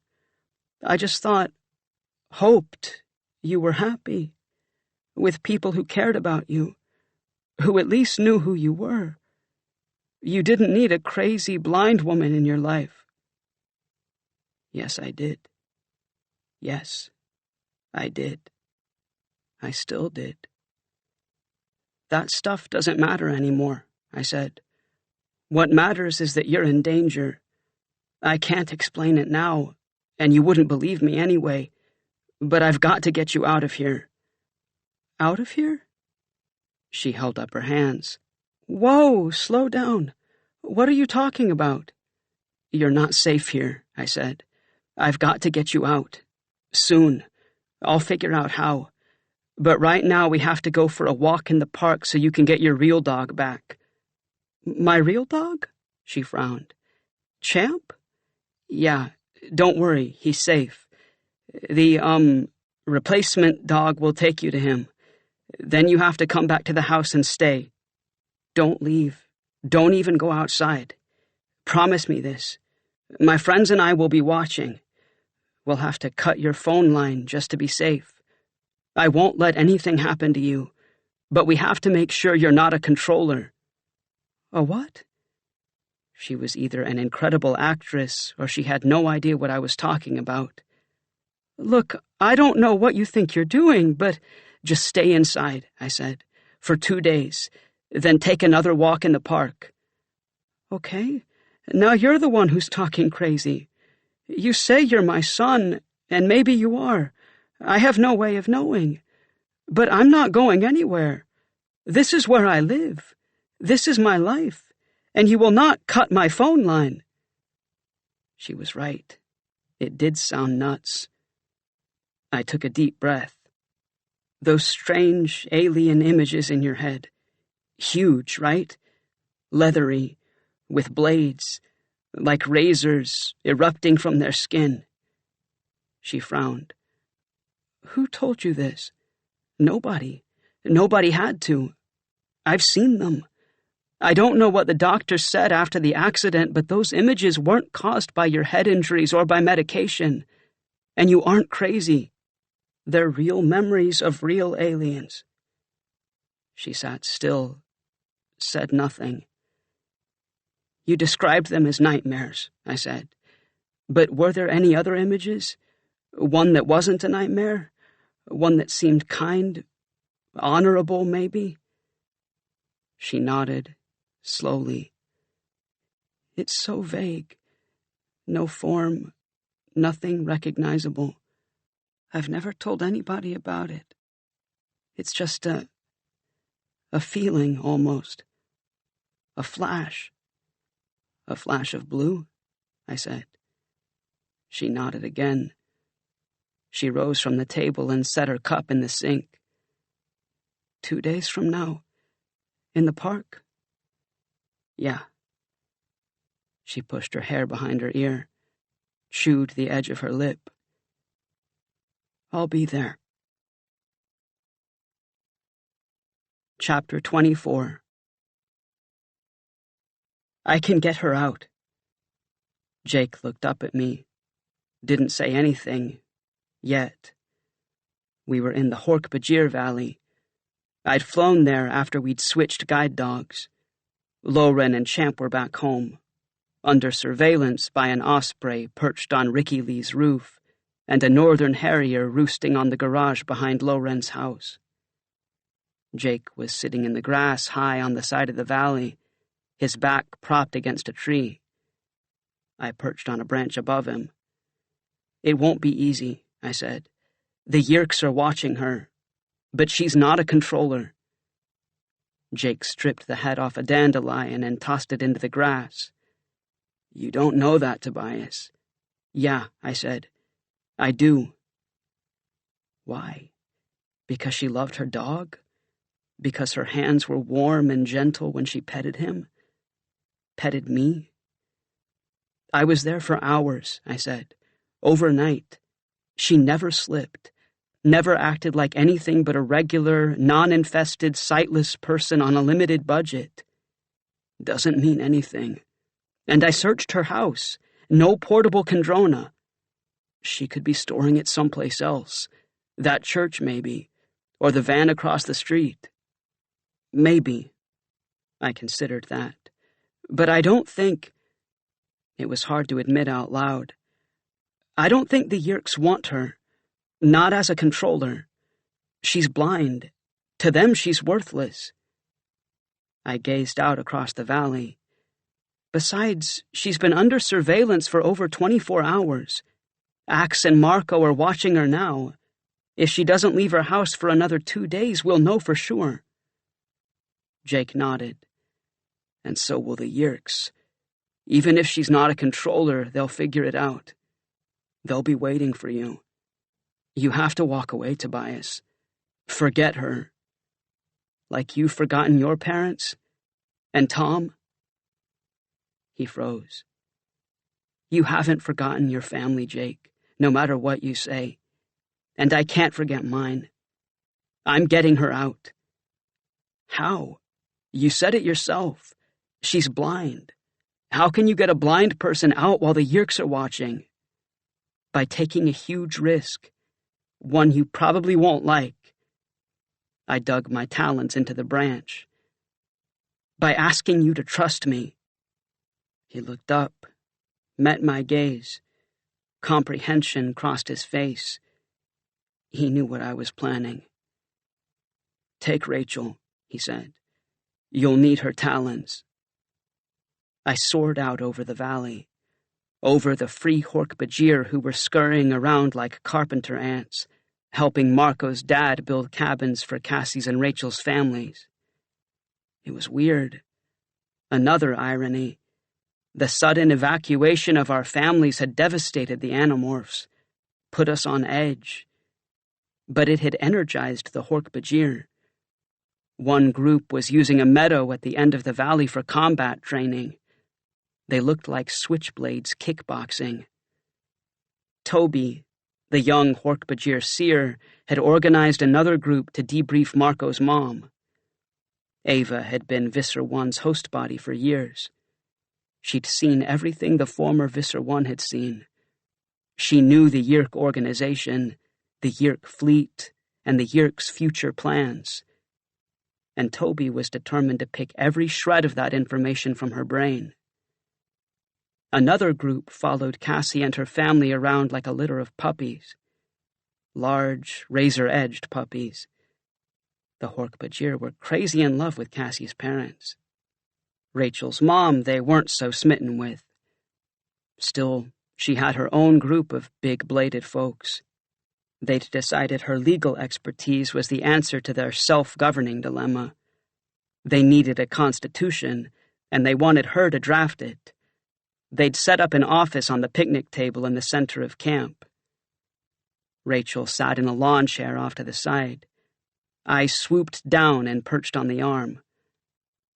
My mom, Rachel waved a hand toward the picnic table. Thomas Jefferson in heels. How were they doing? She shrugged.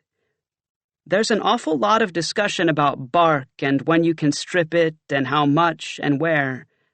We're a long way from we the people. She leaned her head back against the chair. Please say you've come to rescue me from this place, Tobias. I've done nothing here but babysit my sisters and listen to my mother grouse about unsanitary bathroom conditions. Tell me you need my help. Tell me you're planning some senseless, suicidal mission. Tell me you can't pull it off without me. All of the above, I said. For 2 days. I need your eyes, and I need your talons. Thank you. Thank you! She closed her eyes. You've saved my sanity. Oh, for Pete's sake! Rachel's mother tossed down her pen. An argument had broken out between 2 groups of Hork-Bajir, the deciduous faction and the coniferous faction. They shouted and shook their clawed fists at each other. Rachel's mom rubbed her temples. I almost feel sorry for her, I said. Don't, Rachel laughed. She loves this kind of stuff. You're looking at one happy, driven woman. When the bickering stops, that's when she's miserable. Ah, must be genetic. Chapter 25. We huddled in the semi-darkness, in the pedestrian tunnel that ran under the street, connecting one side of the park to the other. I was in guide dog morph. Rachel and Marco were human. Axe was a northern harrier, perched on Ricky Lee's roof 3 blocks away, waiting for Loren and Champ to take a walk. We'd watched her house for 2 days. She hadn't come out. No one had gone in. And now we were waiting for her in the park. The same park I used to come to when I lived with my uncle. The same tunnel. Clammy cement. Broken bottles. A sliver of sunlight piercing the gloom at each end. The perfect place to hide when I needed to escape my life. Or needed to help my mother escape hers. And yeah, I was getting really tired of all the irony. She has entered the park. Axe's thought-speak rang through my head. The female street person is following. My ears pricked up. Footsteps. 2 sets. A human in sneakers and a quadruped with sharp toenails. Across the sidewalk, down the steps. The sliver of sunlight disappeared. 2 figures entered the tunnel. Loren and Champ. Loren knew the drill. She'd been here 2 days earlier when we returned Champ to her. She made her way to the center of the tunnel and held out the harness handle. Rachel grabbed it. She and Marco worked like a pit crew at a NASCAR race. Rachel slipped a collar and leash around Champ's neck. Marco unfastened his harness. Tobias's mother has been inside the tunnel for 12 seconds, said Axe. The female street person is approaching. Marco set the harness on my back. Rachel slipped something small and heavy into Loren's bag. 18 seconds. Marco strapped the harness. Rachel slid the handle into Loren's hand. 23 seconds. The street person has reached the tunnel. She has stopped at the top of the steps. Marco pulled a handful of dog biscuits from his pocket. Rachel placed her hand on Champ's head. The real Champ. He fell into an acquiring trance. Go, Rachel hissed. Loren grasped the handle. Forward. I stepped forward and led her to the other end of the tunnel. 29 seconds. We emerged into the sunlight. I glanced across the street. The bag lady had started down the steps. She saw us and froze. She glared at us, scrambled back up the steps, and grabbed her shopping cart. Loren and I finished our stroll in the park, then headed home. The bag lady followed at a distance. A northern harrier floated through the sky above us. Loren's street hadn't changed much over the last 2 days. The teenager's bus still hadn't come. The van was apparently still abandoned, but while we were at the park, it had mysteriously moved from the vacant lot across the street to the curb directly in front of Loren's house. I led Loren inside, just like a good guide dog. As soon as the door clicked shut and she'd unstrapped my harness, I bolted toward the kitchen. No Yeerks.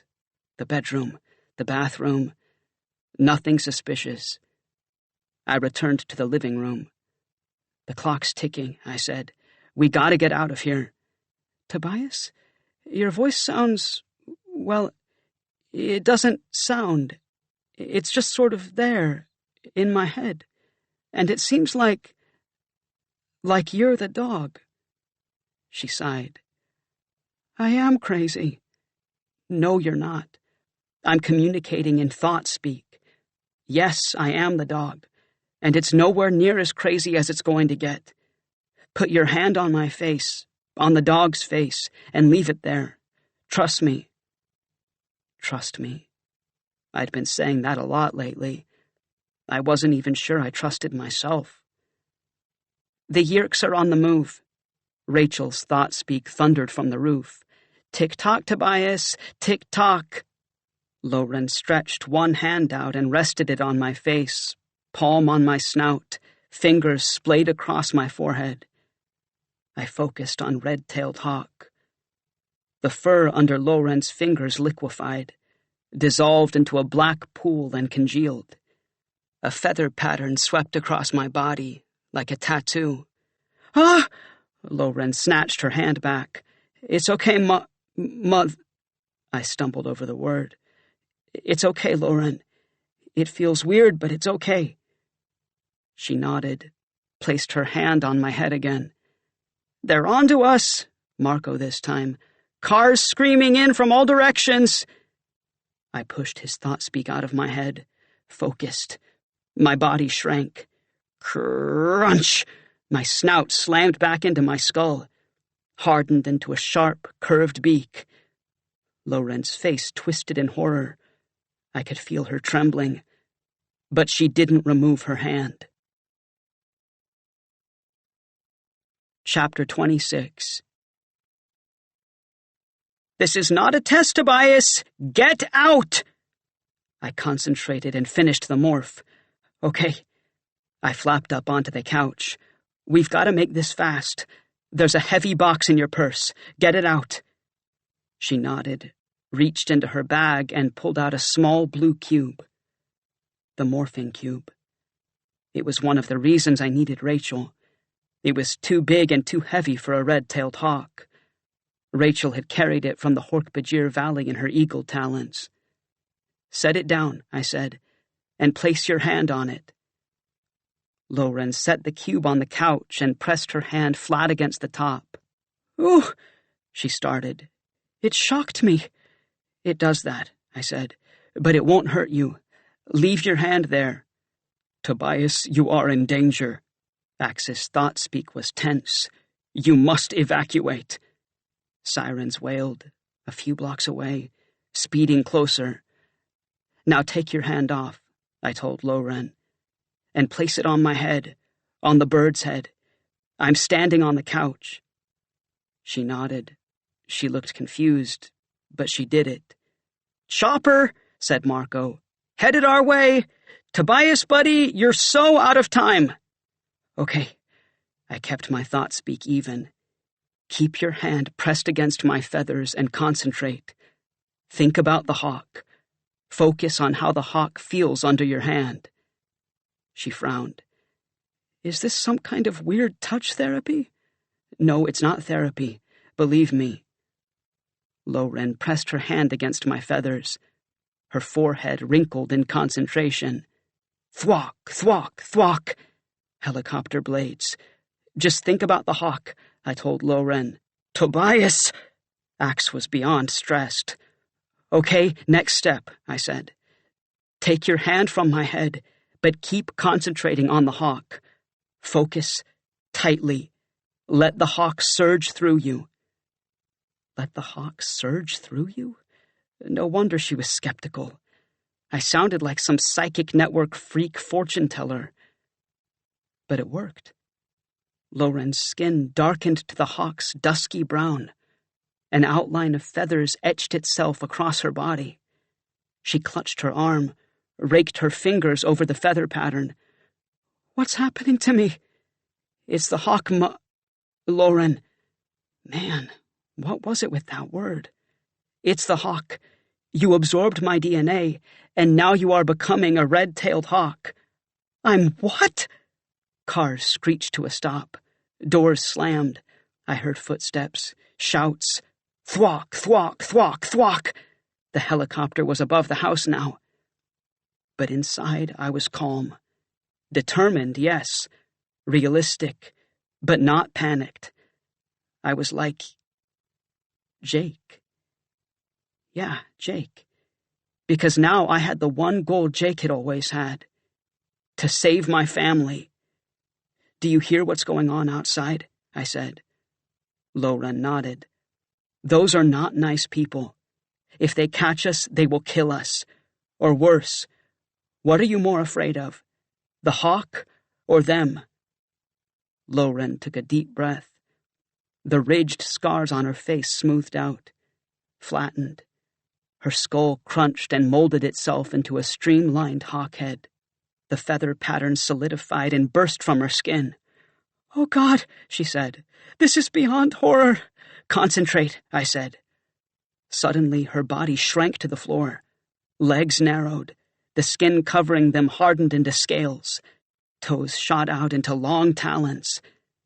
The morph was complete. She was a hawk. A red-tailed hawk.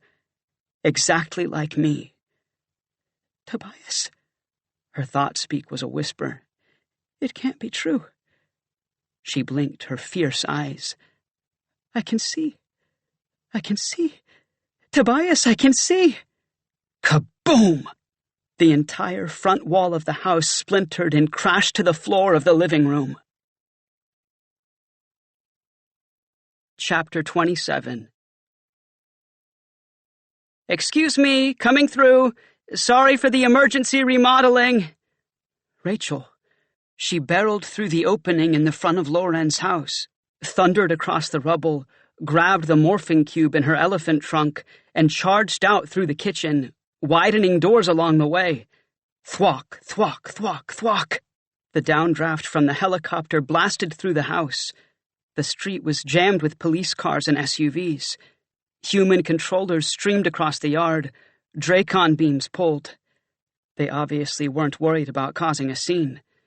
In this neighborhood, nobody bothered to report anything. "What do we do?" Loren said worriedly. "Fly." "I don't know how." "You don't, but the hawk does. Fly." She spread her wings, flapped, rose from the hardwood floor. Up, above the couch. I'm flying. I can't believe it. I'm really flying." "Yeah, great, isn't it? Now let's get out of here. Stay on my tail, and stay low." We flapped toward the kitchen, skimmed along baseboards, around the corner, shot over the tile floor and out the gaping hole Rachel had thoughtfully created for us in the back wall. Sew! A Dracon beam blasted overhead. Chunks of sheetrock pelted our wings. "My God!"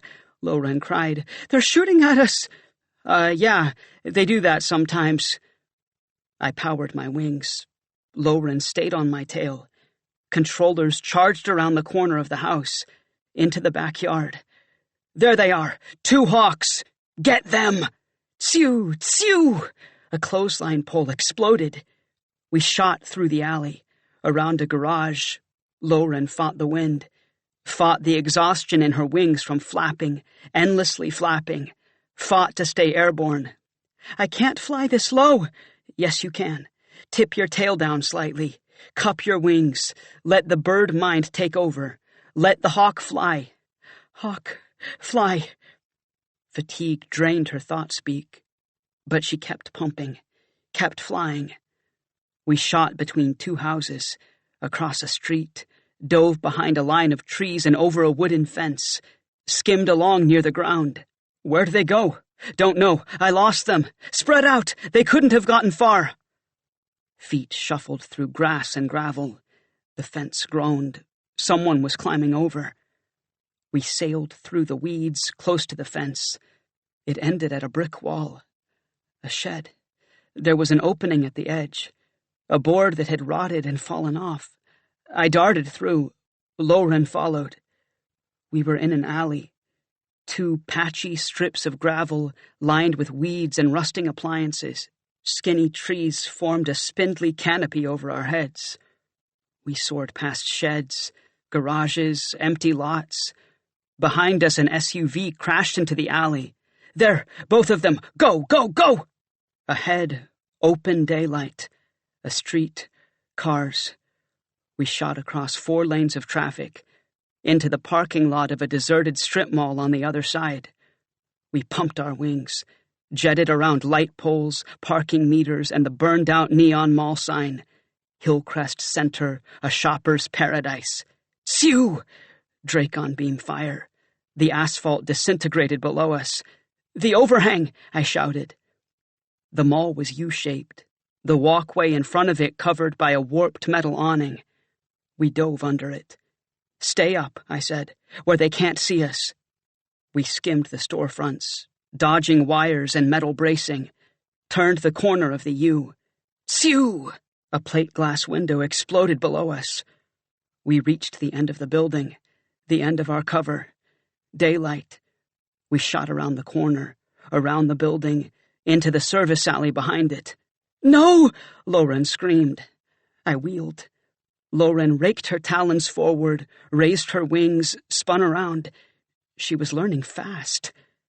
The other end of the alley was barricaded by squad cars. Controller squad cars. We rocketed back the way we had come. More controllers poured in from that end, Dracon beams aimed. I spun. On one side, a concrete wall. On the other, the back of the shopping center. At both ends, controllers. "Sky," I shouted. "It's the only way." I powered my wings, climbed, Lauren beside me. Up, up, and the chopper bore down on us. Chapter 28. The chopper's downdraft pounded us. Lauren skidded against the building. I pitched, rolled, righted myself. The pilot leaned from the helicopter. It was the granny controller. She raised her Dracon beam. Phew! The shot seared past my wings, blasted a crater in the alley. Chunks of asphalt, like shrapnel, pummeled my feathers. I reeled. Lauren spun. Granny controller aimed again. "Down!" I shouted. I dove into the narrow space between a dumpster and the cinder block wall of the shopping center. Lauren plunged in after me. "What now?" "Don't know." My heart pounded in my ears. My wings were numb. "Can't stay here. Let me think." Phew!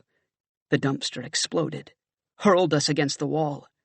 Shouts, pounding footsteps, a siren. I couldn't tell where the noises were coming from.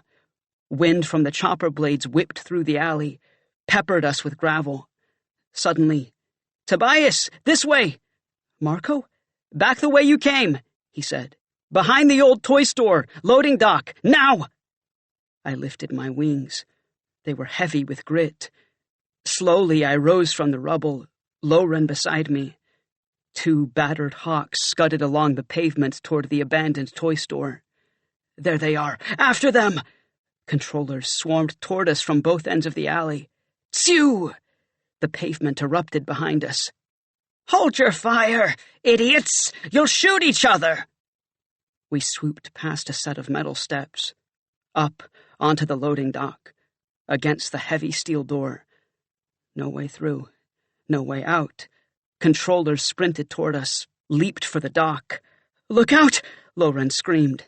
A controller lunged. Phew!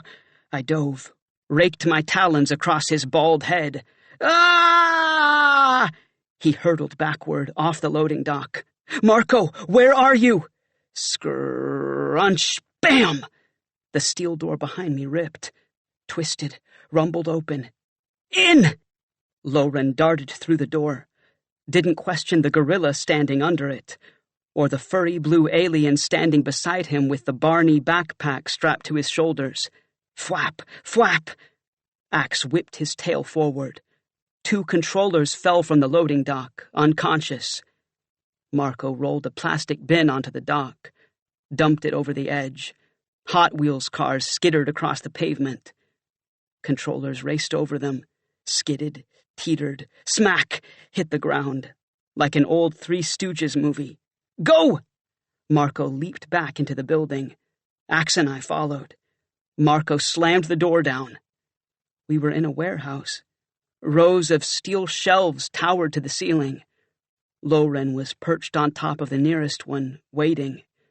I jetted past her. "Let's get out of here!" We swooped over shelves, around beams.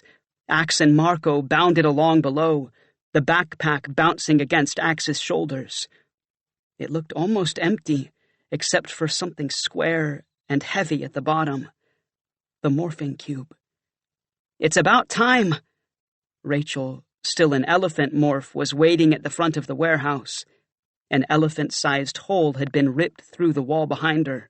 "Sorry I couldn't help you back there," she said.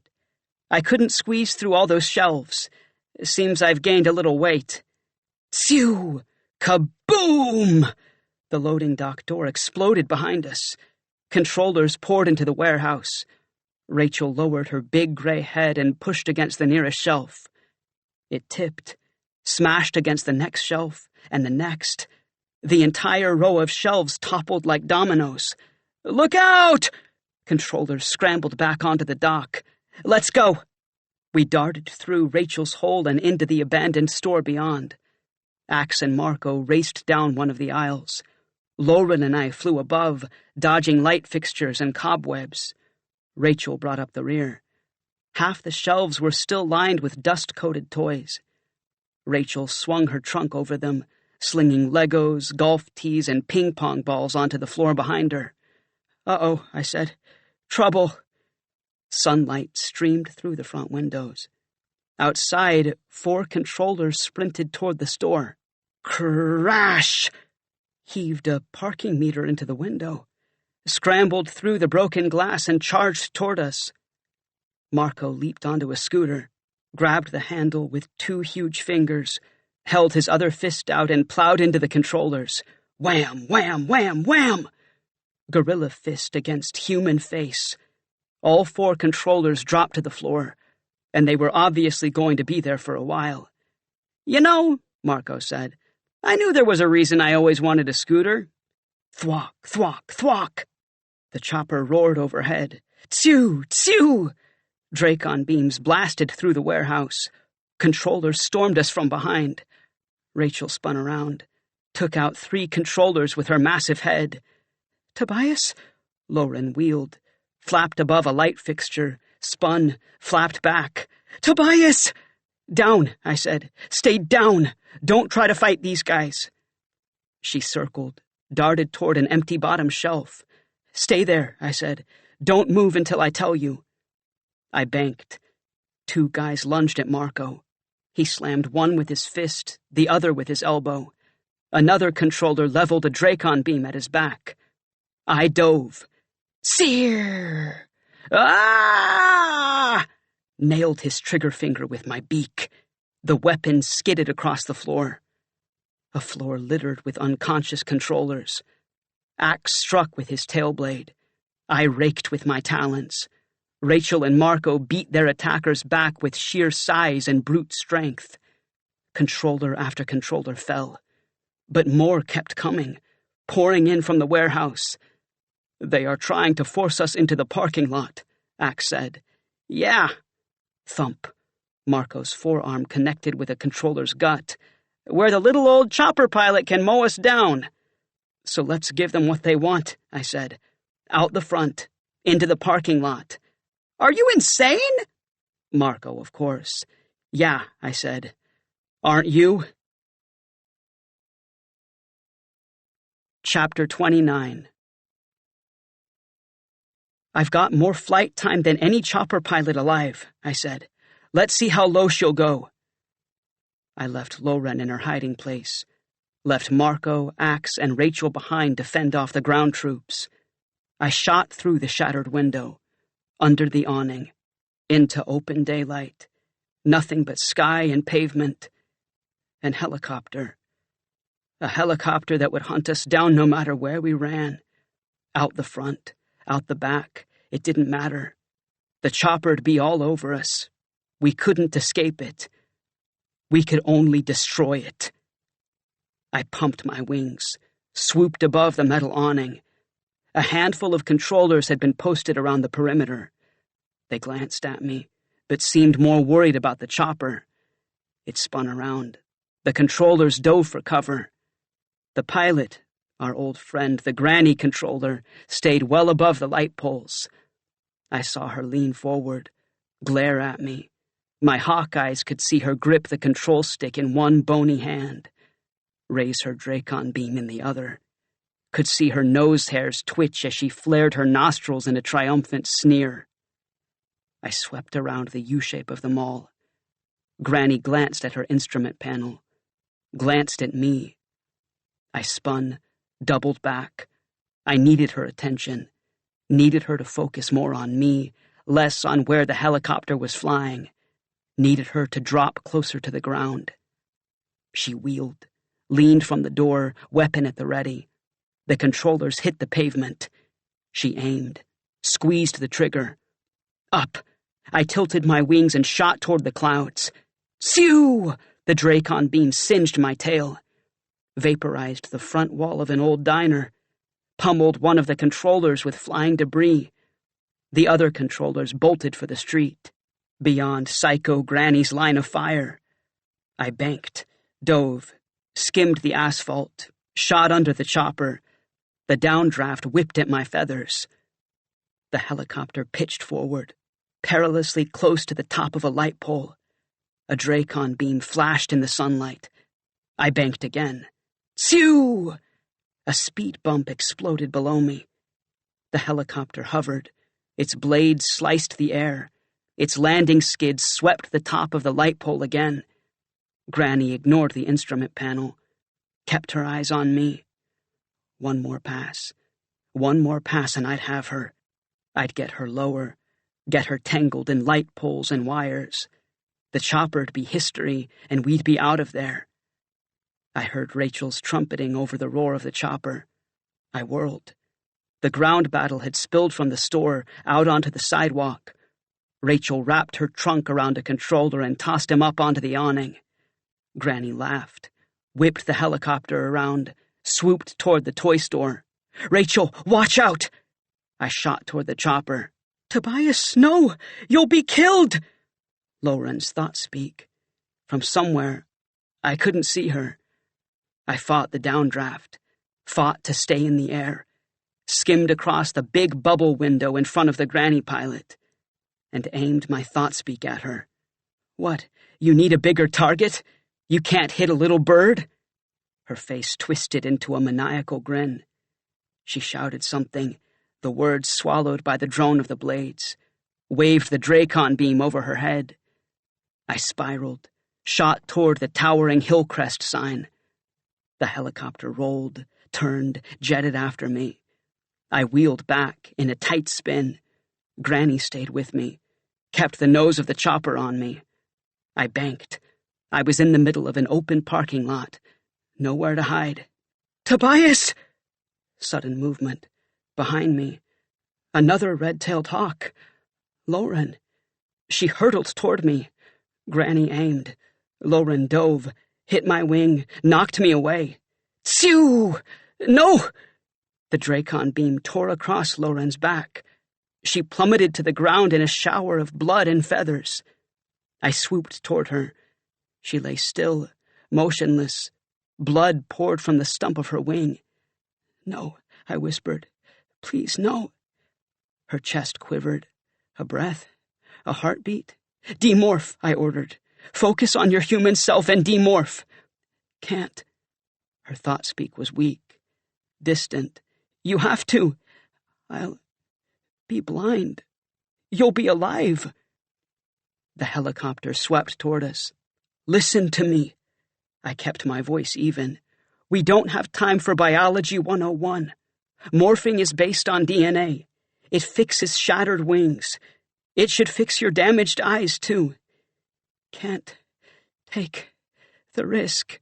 It's not a risk. You can morph back. You can always morph back. Please, Mom, demorph. She closed her eyes, and then her feathers faded from brown to pale flesh.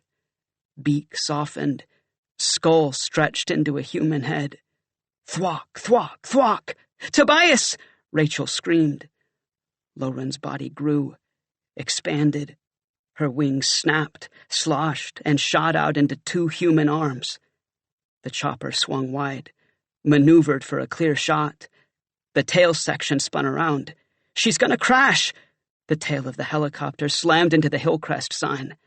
The sign tilted. The tail tore loose from the fuselage and swung crazily by one bracket. Look out! Marco.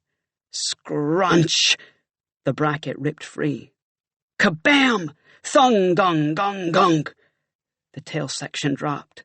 The chopper spiraled out of control, down, down, like a missile spinning toward Earth, spinning toward us, toward me and my mother. The ground quaked. Rachel thundered across the parking lot. Tobias, fly! The scales on Lauren's legs melted into human flesh. Her talons dissolved into toes. She blinked, took a deep breath. I can see. I can still see. The chopper's black underbelly plummeted toward us. Great, but can you run? No time to find out.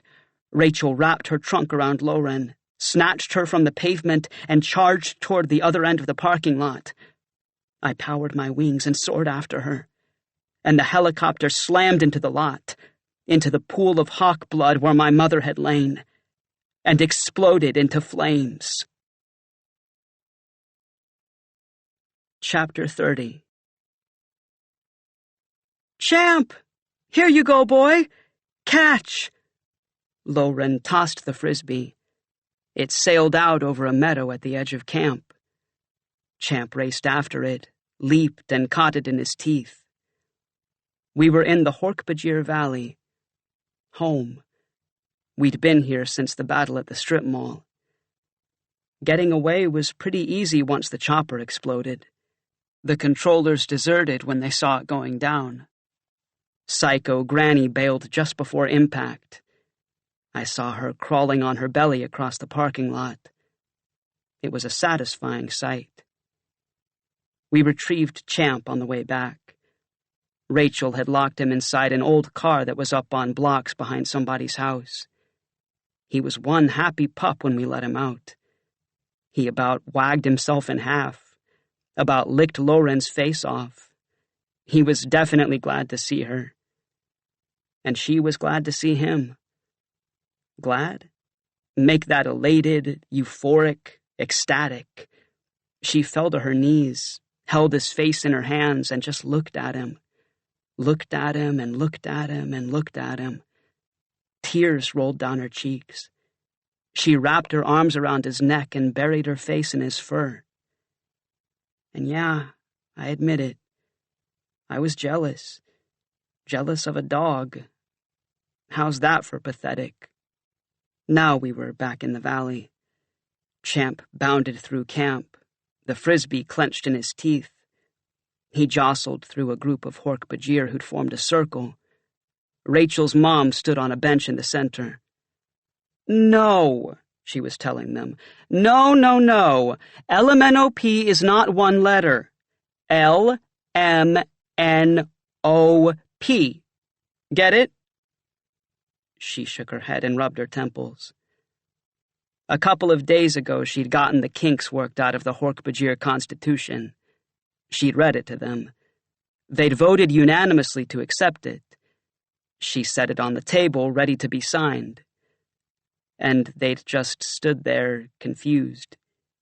Toby, the seer, was the only Hork-Bajir in the valley who could read or write. The rest of them didn't even know how to hold a pen. So they voted to have Rachel's mom teach them. Excuse me? Her voice had thundered through the valley. Do I look like a teacher? They voted again and decided that, yes, she did indeed look like a teacher. Now she was teaching them the ABC song. Jake and I sat at the picnic table and watched. I was in human morph. For no reason other than somehow it felt right. I'd never really been comfortable in my human body, even back when I was a regular non-Nothlit kid. But now, with Lauren here, I wanted to at least try it out. For 2 hours at a time, anyway. Lauren. My mother. I watched her race after Champ, pull the frisbee from his mouth and send it sailing across the valley again. Her scars were gone. Her long blonde hair fell shiny and straight down both sides of her head. And she could see. Morphing had restored her vision. I'd thought, hoped, that it would also restore her memory. But it didn't. She still didn't know me. Didn't remember anything from before the accident. Cassie had tried to explain it. Morphing can fix injuries, she said, because all the information needed to recreate the cell is stored within your DNA. But memories? How were those stored? As electrical impulses? As part of your soul? When they're gone, maybe they're just gone. Yeah, maybe they were. Maybe the little tow-headed kid would never be anything more than an unrecognizable image from a life my mother would never remember. But she'd thrown her body between me and a Dracon beam, like Cassie's mom when she saw Axe, like Rachel's mom with the spice rack. Whether she remembered me or not, loved me or not, my mother almost died trying to save me. That had to count for something, didn't it? Have you told her about Elfangor? Jake asked.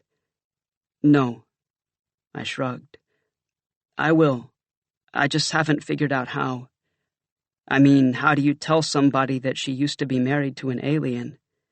That she loved him and he loved her, and that because of their love they had me? And then, after getting her all worked up over a husband she can't remember, say, "Oh, and did I mention he's dead?" Jake nodded. He stared out over the camp, at the cabin he shared with Marco and his family. It was weird. We'd almost traded places. Tobias, the orphan, suddenly had a mother. Jake, the poster boy for the all-American nuclear family, was alone, living in somebody else's house, the way I'd always had to live with one ragtag relative or another, not knowing where his real family was. "They're still alive," I said. "We can still save them." "Can we?" He picked at the splintered edge of the picnic table. "What do you think's going to happen to Tom now that Visser 1 knows he's been living with an andalite bandit all this time?